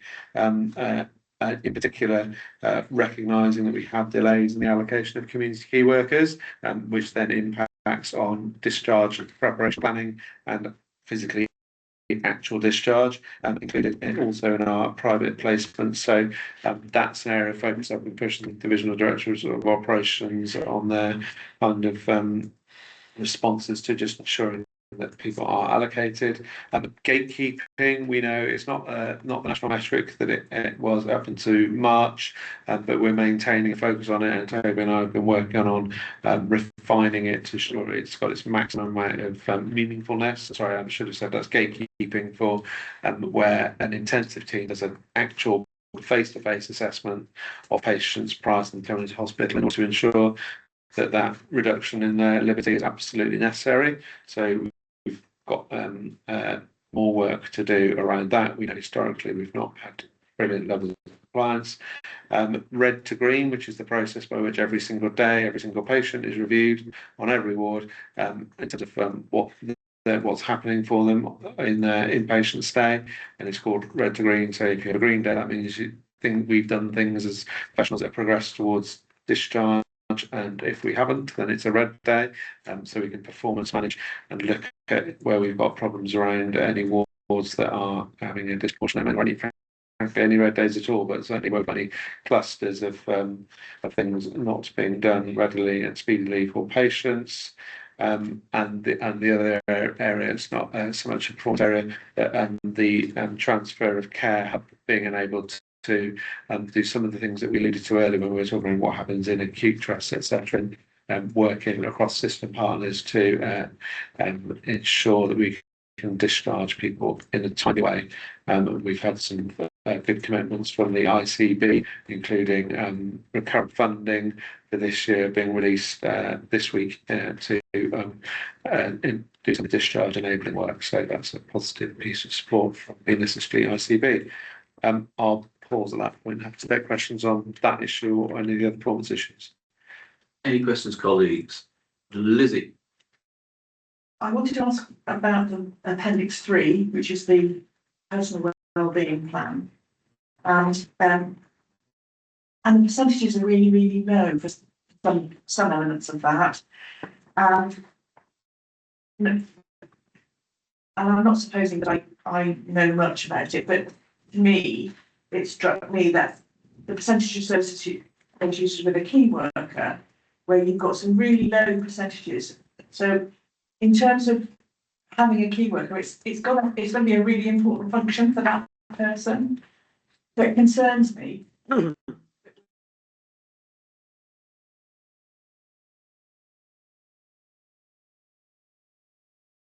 So that's absolutely the questions that we've been digging into with the divisions around this report, which is a new, a relatively new report, which I think May was the first time that we looked at this. What we have found through conversations and digging into some of that data, the percentage of service users with a key worker is being taken from the personal wellbeing plan itself. There is another place in Rio where they can record the allocation of a key worker, which gives a much higher proportion of allocation that is indicated here. The issue is if they're not putting it onto the personal wellbeing plan. So this isn't necessarily accurate picture of who's got a That's key worker. exactly it, yeah. And I think whenever we have a new report, I'm channeling my inner Toby Rickard now, our business intelligence leader, who said we need to test that and test the way that it works with our teams, which was partly what we were doing yesterday. That doesn't mean that it shouldn't be on the personal wellbeing plan, because it should be, because that is what is shared with service users and carers. And the other, if I may, the other thing that I wanted to just say is what I mentioned earlier, which is when you look at some of this data and you look at like Advaria, etc., and you look at what the data has been in previous records, it really does demonstrate the pressure that the systems have there. And I just wonder whether it might be helpful in future reporting if that picture is clearer, so that we can benchmark this month's figures against perhaps last month's figure or last quarter's figure. Otherwise, when I'm looking at the report, it just says, 577. Well, last month it was 17. So got Sarah, then Ela. Yeah, so I remember that we've had this level of detail in previous reports that have come to board, and we've cut it down. So the board, the IQPR, the whole IQPR does have that Yes, I'm sure it does. information, and that is my understanding. Donna, is it available on board? In fact, the whole. No. Okay, I just think for me, my executive colleagues will have that picture. But for me as a non-exec, I don't see that unless I trawl back through papers that I've had in the past. So Ela? So just to answer that particular point, at the side of the IQPR, you have the SPC, a brief explanation of what the SPC chart is saying, because really we shouldn't be worried about figures from one month to the next changing, but it's about what's the pattern. So Absolutely, that's what I'm looking at, but I don't see that in the report. Oh, right, so It's the SPC.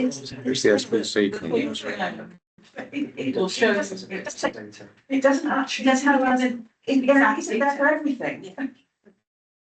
So this is, perhaps this is a conversation for a different place. But that was my general observation. So Sarah? My only comment, was going to be, the indicators are in the, for the specific question you asked, which was rollout of personal wellbeing plans, we don't have sufficient data to put that into SPC at this point. So again, I can't remember, I think it's 18 months that you need in order to be able to establish control limits for statistical process control, at which point we'll then be able to monitor trends more readily. I'm not suggesting that I know that there's a perfect way of doing it, but I suppose as a new person around this table, I haven't been party to that conversation that ended up with this.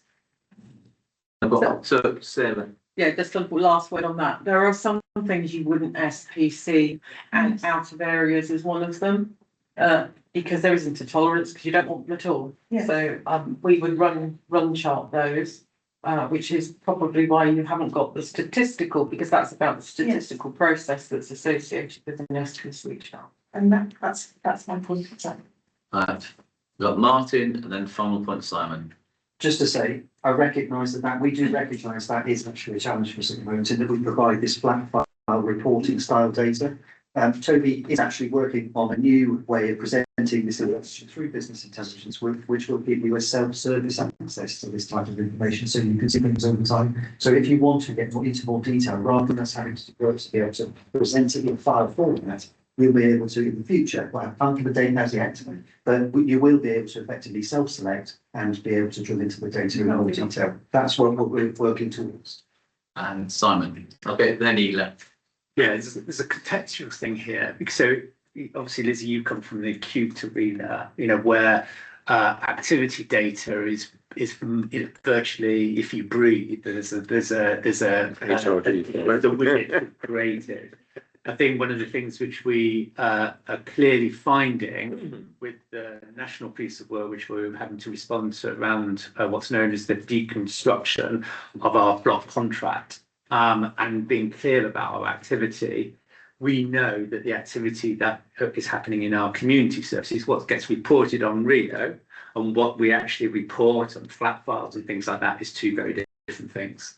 And clearly it's a piece of work which, a massive piece of work about how do we get to a place where, in essence, more of our activity is creating what's known as a minimum data set, which, if they were to introduce the national tariff construct, they would then, similar to payment by results within the acute arena.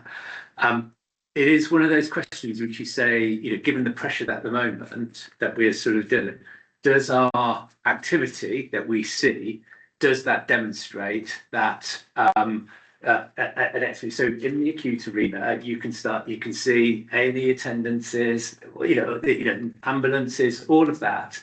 Absolutely, that impact on that front door, cancellation of operating, that it all reflects that pressure. It doesn't always correspond to that sort of those indicators within the mental health arena. You are constrained by the capacity of your staff and your services to be able to see how much activity can actually be done.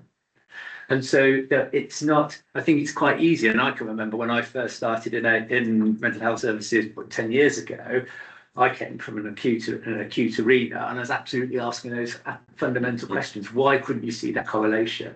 But it's not as simple as that. And that's one of the things which we need to try and get to. What are the drivers which absolutely reflects why we're in the operational sort of pressure? And my colleagues, I asked it yesterday, what is it that actually, can we really describe what drives the pressure that we're experiencing at the moment? And it's really hard to do, particularly when you're trying to quantify it. So I've got Ela and Jan, and then I'll sum up. And this was the second part of my question. So it's not a new question, and Simon, you sort of touched on it. So I look at the IQPR and I was looking for clues around what does this tell us about pressure in our system? Why is the front door so busy? And I was just, you've alluded to some of it, Matthew, in terms of some of the actions that are being taken. But I wonder whether this actually tells us why we are so busy. So I look at things like how long are people waiting? What's the level of mental health act admission? What was gatekeeping like? Is gatekeeping effective? Because that doesn't tell us. It just tells us how many people were gate kept. Doesn't tell us whether or not we managed to avoid admission to something else. And it looks like the crisis houses are contributing to some of the pressure in some of the descriptors here. So for me, there was a meta question which was around: is there an opportunity to be able to use some of this data in a way that allows us to understand why we have a particular problem and therefore what we need to do about it? Okay, Jan, then I'll sum up. Thanks. Just a quick probably follow-up and add on to what Eva's just raised. But still coming back to the rollout of the personal wellbeing plans, my question is probably more general. Secure services in every measure is lower than all of the other divisions. And I'm just wondering whether this, although we want to increase the percentage, are we likely to see that secure services would perform lower in other organisations for the rollout of personal wellbeing plans? I'm just wondering whether there's a correlation that secure services, whilst we want to see an increase, does that trend sort of like follow through with other organisations if we're benchmarked, or is it just, peculiar to us at this time? Sarah. So secure services is performing lower because they are mid-implementation, Jan. So they haven't fully implemented. That's why they appear lower. So we wouldn't expect that in the future. We would expect a high level of compliance. So really great conversation about data, information reporting, and ultimately seeing the wood for the trees as a board. So we're all incredibly busy at the moment. And so that's why I'm loath to ask people to do anything with timescales. So I'm not asking people to do anything with timescales. As you're aware, we've got quite a large amount of new people joining the trusts, non-executives and associate non-executives, and come at it with a kind of fresh pair of eyes, and also come at it with, this is the first time we've seen this sort of stuff. And therefore incredibly inquisitive and incredibly, enthusiastic, which is great. So there's new data that we're having to find, as Simon said, because of payments by results from mental health. There's an issue, there's an area of work around data capture and etc. like that. There's data that is captured into information that forms the executive and their divisional reviews, and there's a wealth of information in the organisation that we don't need to see as non-executives because we drown in it. And then there's obviously the appetite that we have in the performance report as to what's adding value to us. So I know from conversations I'm having that executives would like things slimmed down and put in. I know from conversations I'm having with non-executives, we'd like to see the wood for the trees with some themes and trends. So we all kind of want the same thing, and actually people are working on it as we speak. So I don't want to put a timescale because that would, we were said really busy, but I know that during the course of the year, this is going to incrementally move. So does that make sense? A bit of patience will incrementally move. When things do come as a proposal to us as non-executives and the board, what we need to recognise is we've asked for some change. And I think that change could hopefully come from some ideas that executives can have. And feel free to kind of test it with some of the non-executives. So if you've got some ideas, test with some of the non-executives, and they'll be up for whatever ideas. Does that make sense? It's a great conversation. That's why I kind of let it run. This conversation we've been having in different quarters anyway. But I got a sense in the next 6 to 9 months we'll be in an improved position. There's lots of good stuff we got now. It's not broken, but we can kind of make it a little bit better. So it's okay as a summary. Yeah. I'm not putting a time scale on it because I think you need a time scale and a deadline like a hole in the head at this point in time. Yeah, it'll happen organically.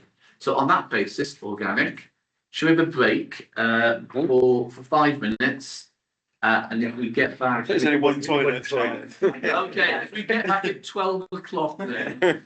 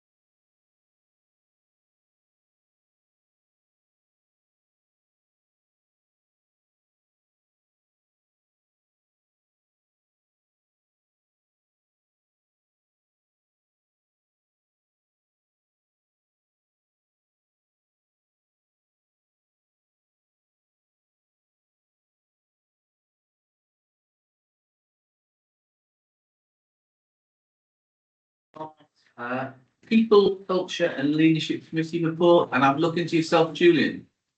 Hello, everybody. So since due to meeting timings, we've got two chairs reports. So just Jan's away.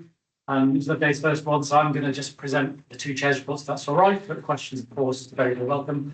Conscious of time, you've read the reports. You don't need me to tell you all. I guess headlines from our perspective. Both meetings saw some discussions about our corporate risk. We have one corporate risk. So just referring back to that statement earlier, which is the impact of violence and abuse. And the committees have sought information and assurance around how we're approaching that. We hope that over the next few months we'll be able to reduce that risk. Some work is being done. But at the moment it remains at 12. The meetings both have had good information, giving good assurance about medical workforce adherence to the required various exception reporting that happens. So that's, I think, useful for the board to be aware of, because the medical workforce is occasionally in turmoil, should we say, these days, but great to know that behind the scenes everything is operating well. And then more generically, the workforce statistics that are reviewed at the committees saw good levels of assurance. Our turnover is below our target at around about, it's below 9% now, which is great. Vacancies are where they need to be. We got down to 303 vacancies. It's popped up a little bit at the start of the financial year, but the committee was reassured why that was the case. People strategy. So we've had a people strategy for some years. We look to just give it a little bit of a brush and a polish every year to make sure it's still appropriate. And that came to the most recent committee. And we talked about what it was saying, how it's operated, and it really just had a minor refresh, and that was accepted by the committee. Whether that needs to come to board, I'm not actually entirely clear. If it's basically the same, does it need to come out? We thought not, hence it's not actually here, but I'll discuss that with Donna maybe in due course. And then finally, actually two more things. There's quite a few letters come to us through the chair from NHS England these days. Two of the latest ones relate to a leadership and management national framework, which actually affects us all in due course, because we'll have to do assessments and all sorts of things related to that. And also a thing called the National Staff Standards for the NHS workforce. These are quite bulky documents. My team and I were going through them. There's a lot to come to terms of it. It looks initially like we're probably complying with the majority of what's in there. There are some refinements that we'll need to just work out how we're going to take forward in due course. So they only came through recently. So Paul and I had a discussion, and we'll bring those through the committee in due course in a bit more detail. And the final paper that came is worthy of note. All trusts are having to do a bit of a review of Band 5 nursing job descriptions. For some trusts, it's a real nightmare. Thankfully for us, the first stage of our review has happened over the last few months between nursing and quality and HR, and it's going well so far. So we took an update to the committee. The committee was assured that all progress was good, and we'll carry on doing the next stages of that over the coming months. But the committee was content. So they're the kind of headlines for now. So, any questions, colleagues? So, would be nice to know why a review of Band 5 nursing? I just want to understand the context of that. Well, that's my in the moment question. I suppose there were two things that I looked at on here. One was I note that you received assurance about the quality and safeguarding concerns on Tain Board, and I wondered what that assurance was and whether it's different to the assurance that we received in Quality and Safety Committee a while ago. So I was wondering what the link was, and is there anything we need to be cognizant of in quality and safety? And finally, I noticed this distinction between process and outcome assurance, and particularly in relation to equality, diversity and inclusion. I can understand why your risk rating has reduced in that particular area. But if you took that out to staff, would they recognise it as such? So in order to make this a bit of a double act a little bit, so the HR response to your first question about the Band 5 review, there's been some strikes over the last couple of years of medics and of nurses, and one of the outcomes of that was to appease things. There would be a review of where a lot of nurses felt they were doing tasks that were a band above theirs. Okay. And so that's what drove it initially. and the work that's been done. So that's probably, that's where it came from. I have to just say for ourselves so far, very few nurses have said that they think they're in the wrong band, and our job descriptions are all ship-shape and up to date. So yeah, we're in a good place. On Tame Ward, if I remember the details, I would comment, but I couldn't at this point.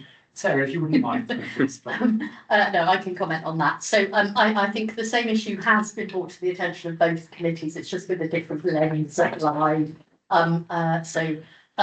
The safeguarding issues that arose on Tame Ward have been reported as such, in terms of the quality elements through Quality and Safety Committee. Alongside that, there have been some elements that have related to some HR processes, and so those elements have got. Final question, what would staff say about our approach to EDI matters there? Well, it's an interesting one, I suppose. It depends who you ask and what they ask them, I suppose. For those that have suffered some kind of detriment or discrimination, they probably would raise their eyebrows rather high, and for the staff, not so. So I suppose I don't know how to answer it in a way, because it's going to be very, very personal to people, I think.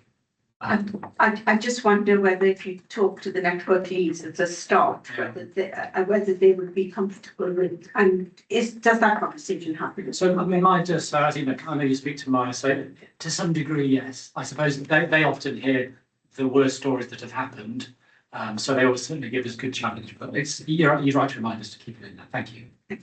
And Jan. Thanks, Julia. I just wondered whether you wanted to mention the MAN review and the conversations that we had at the... Well, just turn up your volume, Jan. Thank you. Jan. Hang on. Can you hear me now? Yeah, better. Okay. I just wondered whether you wanted to mention the conversations we had in relation to the MAN review and the social justice statement. Okay. Yeah, thanks for the prompt. So we do have a paper for this afternoon's session about that. So to the public version of this, yeah, we did discuss the MAN letter. The part of the report that's relevant here, I suppose, is we went through the main requirements of the MAN report with a little table saying how we're against them, and so the board was comfortable with where we're at so far. And then that recommendation we'll discuss later in part 2. Thank you. Thank you. Okay. Selena. I'm not sure if this is a question for answering now or for discussing later on, but I noticed that in the papers it was talking about the cumulative pressure of the 3 aspects of the transformation on overall workforce capacity for delivery. So point 2 in your advisors here, the committee advises careful consideration to continue to given the cumulative impact of the transformation programme, etc. And consider these risks should remain visible at a board level. And so I was wondering in my head whether there was any assurance as to whether there was a, what was the expression I'd come up with? An early indicator of whether this was the change fatigue was tracking up, or whether there was any way of finding it early before it had gone off track. It's a really good question. Yeah, there should be a response here, I think.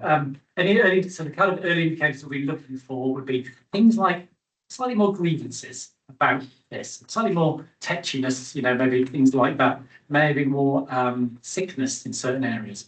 On sickness, we're not seeing an increase yet. We're actually one of the lowest on sickness in the region at the moment, so that's quite healthy, but no great change. Grievances, yeah, we're starting to see a little bit of people getting a little bit tetchy with each other. Yeah. So I'd say that's saying, yes, people are feeling stress. Yeah. And little bouts of short-term sickness, we are starting to see a little pattern in some areas, which can indicate something's not quite right. What we actually find is that people just tell us that they're not happy. So that's the best indicator. So in the many feedback, so in divisions, they're doing lots and lots of consultation discussions, and people are in those feeding back through if they are feeling the pressure of what's going on. So yeah, we're starting to see it. I think part of the impact is about our ability to support everybody. So that's the kind of management pressure. People are being honest about it. Yeah, it's tough, and they recognise it's going to carry on being tough. But good question. Thank you very much. I need to report it more often, I think. Thank you. Good. Okay, so thank you for that. And we now move on to digital estates and committee chairs report. Brilliant, thank you. The meeting that we had this month was an estates focused meeting. We alternate between estates and digital. So most of the stuff on the report here is to do with estates. We have discussed the action that Donna helpfully brought through in the BAF report about the risk level, and had a bit of a helpful conversation about AI. And so we're really happy with where that's got to in terms of the changes reflected in the BAF. A couple of things to call out that I think have been really good this month. And it's in the work on estates governance and compliance. I'm actually trying to work out who's meant to maintain what frequency, and across the PFI estate and our own estate. It's actually really quite complicated, and there's a fantastic piece of compliance work that's been done, sort of mapping out all the responsibilities for all of that sort of 100 areas of estates compliance that you need to have. And I think that's been really positive because you can at last see the wood for the trees, which is very helpful. There's a remaining area which is around asbestos compliance on our own estate, which needs to be brought up, which will then dramatically make the percentages increase. But that is all underway and a contract being let to do that. So some really encouraging stuff on the estates life cycle.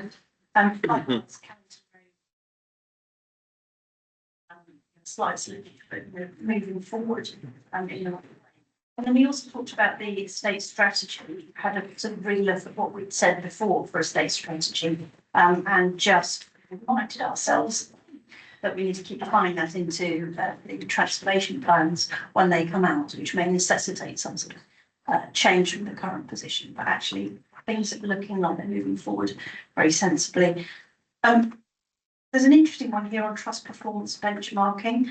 We've been grasping for benchmarking data for a while in digital, and I think finally got some early data through. What it showed was it was quite expensive, but actually when you get underneath it, as with all benchmarking, there's a story to tell.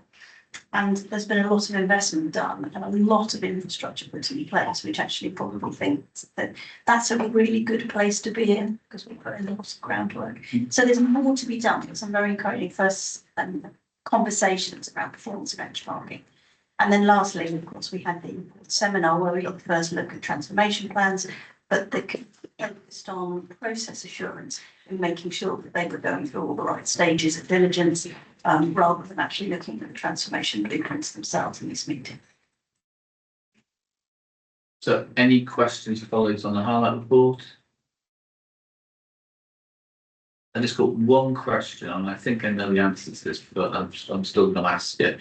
A really great bit of work seeing the woods, the trees on mapping all the things that have to be done in a regular routine basis across a huge estate.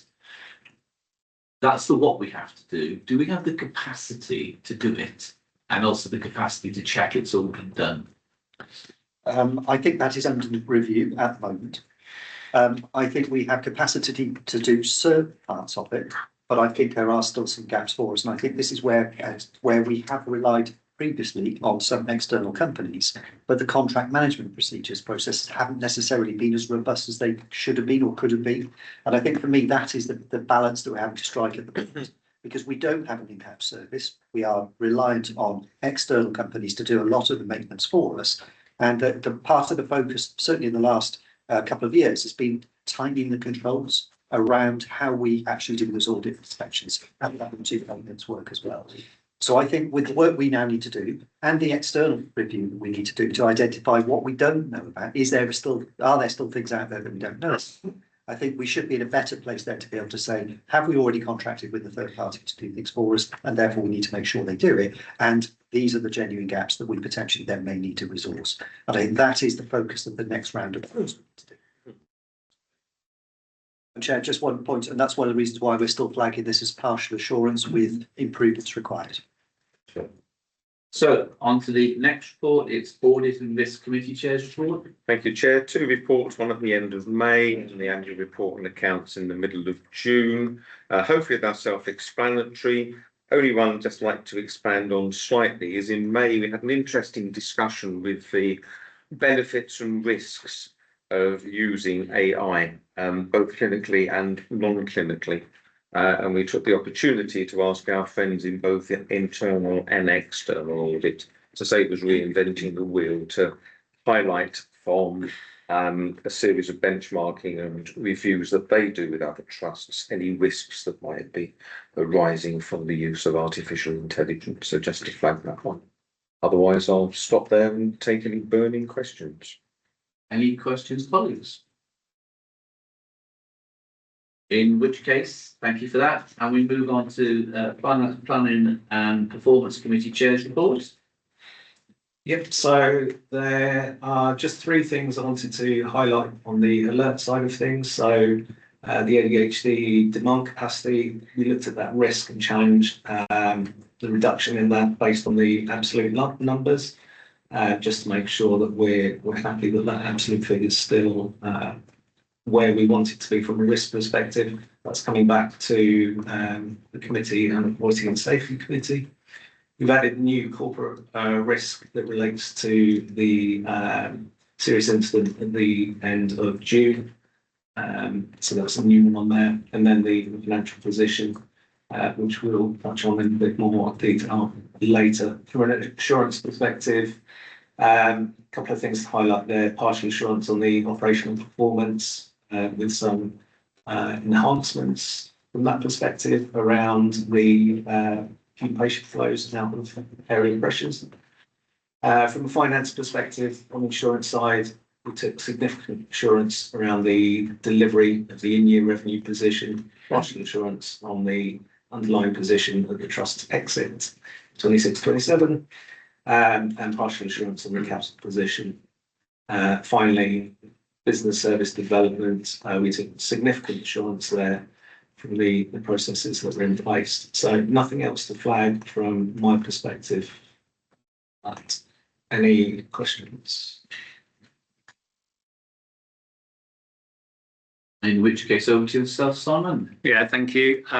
So obviously we'll take more of the detailed sort of report in part two, but in the sort of summary, again, we have reported break even, so delivery against our sort of plan at the end of May, and continuing to forecast for the end of the year the delivery of the financial sort of plan. But obviously set with underneath that is the amount of reliance on non-recurrent elements, most of which up to month 2 was vacancies and additional sort of income, which had sort of come into the position to be able to offset the shortfall on recurrent delivery of savings, and any other sort of cost pressures. For May, the cost pressures on out of area was around about 650,000. Clearly, as I've reported earlier, that position has escalated as the numbers have increased. So as the report articulates, we delivered 40% on a recurrent sort of basis. And as I've stated, the remainder through the non-recurrent sort of mitigations, which if that was to continue, would clearly put a significant pressure on the trust for 27-28.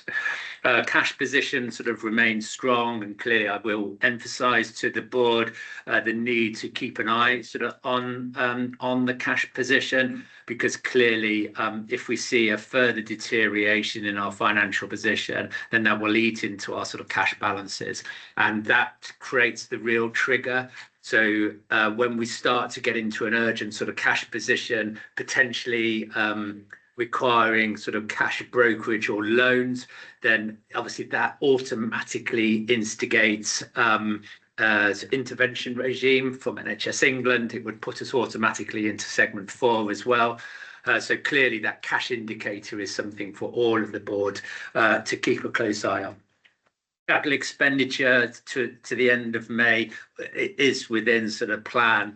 I think as James has articulated in respect to that partial assurance, is really our ability to be able to get going on some of the additional new spending plans. So for example, the tier 4 CAMS sort of unit, we've got £3.5 million for this financial year to spend. We're still very much in the sort of the planning and sort of aspect of that.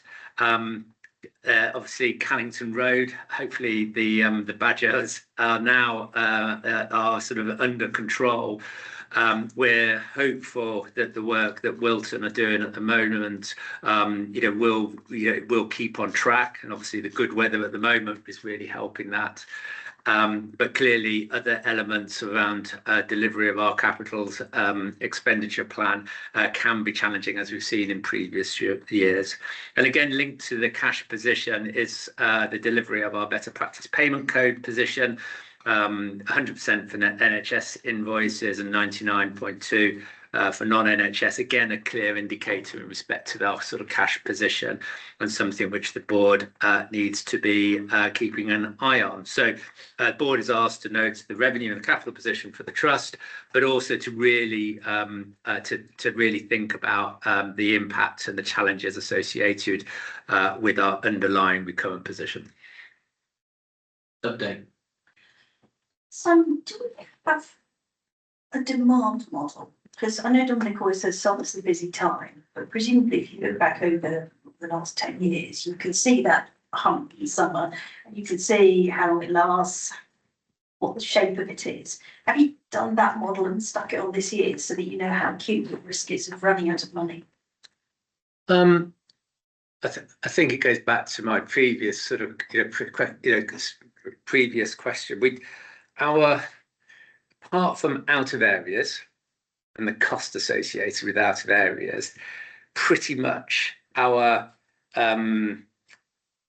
cost base doesn't massively ramp up in other areas. It's pretty much fixed. Clearly, as we've articulated, acuity on our wards and particularly within our forensic arena can create a financial sort of pressure.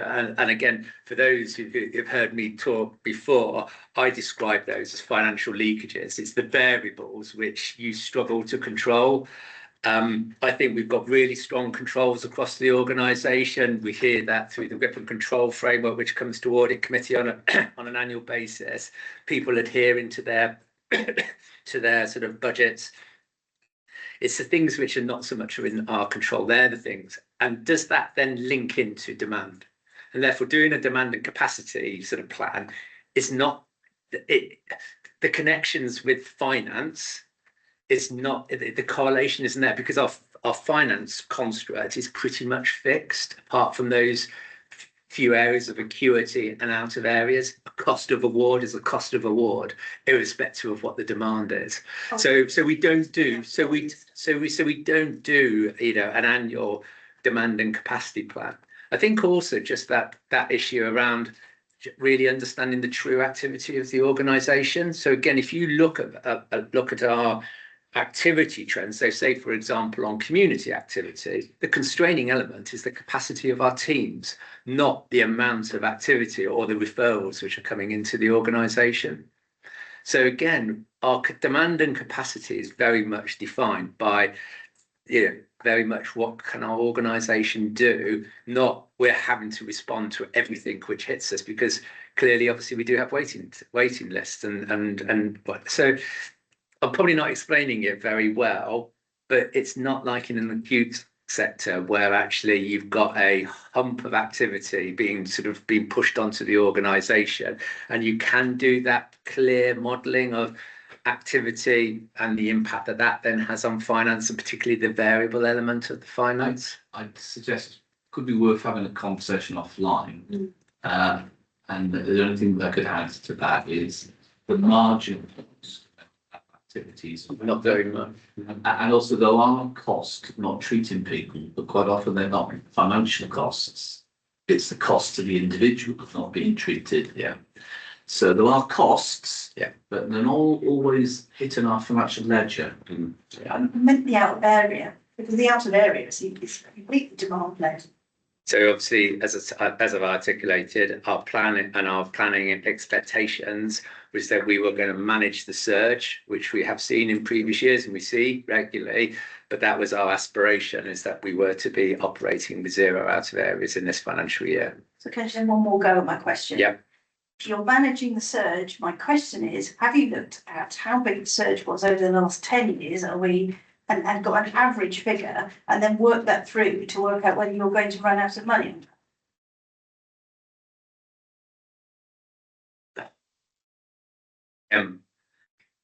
Yeah, from a money point of view, we were planning that we would be at 0 out of areas for the whole of the year. And that's what we've signed up to. In terms of risks to cash, out of areas is a risk to cash, but then there are other risks to cash, which will all kind of crystallise, I guess, in 2027, 28. Yeah. Worst case, hence we need to manage all those risks. But again, it's a good chat to have offline.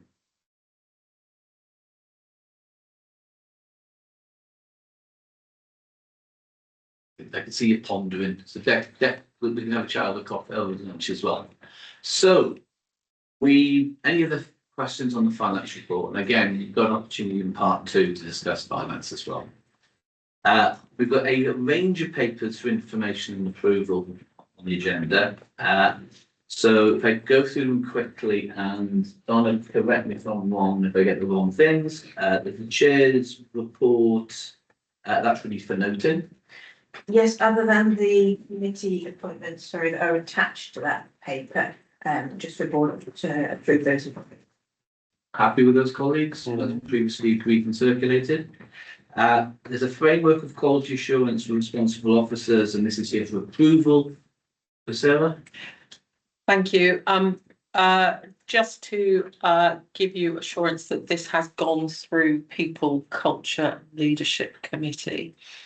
This is a prescribed report by NHS England, which reports on the support and the activities of the responsible officer. So this is about all of the doctors, the organisation that I am the RO for, and we've got about 215 of them. And this provides the details of their appraisals, the work that we've done with them, and development and assurances about their revalidations to the agency. I don't have any particular risks or concerns to highlight, and I recommend that this be accepted and therefore can be signed by Dominic to be sent to NHS England. And I say it's gone from People, Culture and Leadership. It has, yes. So any questions or queries, are we happy to approve? So approved. Thank you. We've got a series of annual reports, health and safety, use of force, complaints, safeguarding, infection, IPC, and then the committee, I'll pause at IPC. Are we happy to receive those, and those have gone through committees? Yep, and any key issues that anybody wanted to raise on the back of any of those? I just wanted to raise one thing, and if you haven't read the detail, do read the detail in the annual restraint report, where there is some really good evidence of positive practice and reduction in restraint, and particularly in prone restraint. So it is really worth picking up and reading. Thank you for that. And then we've got a whole series of committee annual reports. And any issues that people want to raise on those, or do we just receive them? In which case, put the glasses on. Yep. In which case we receive those. I have not been informed of any of the business. So any of the business. In which case, we meet again at part 2 meeting at 2 o'clock. We've got some lunch that Edith's going to bring over, and I think that some colleagues also might want to be sort of walk around and visit some areas of the Coast Resource Centre. So have a nice break, and we'll have lunch. And Jan. Just to say that I won't be joining you in part 2. Yeah. Okay. So thank you for that, Jan, and good luck this afternoon. In which case, So I don't know if people want to go and do visits and things like that, but I'm going to go bring lunch over. My car is in the car. You need a hand.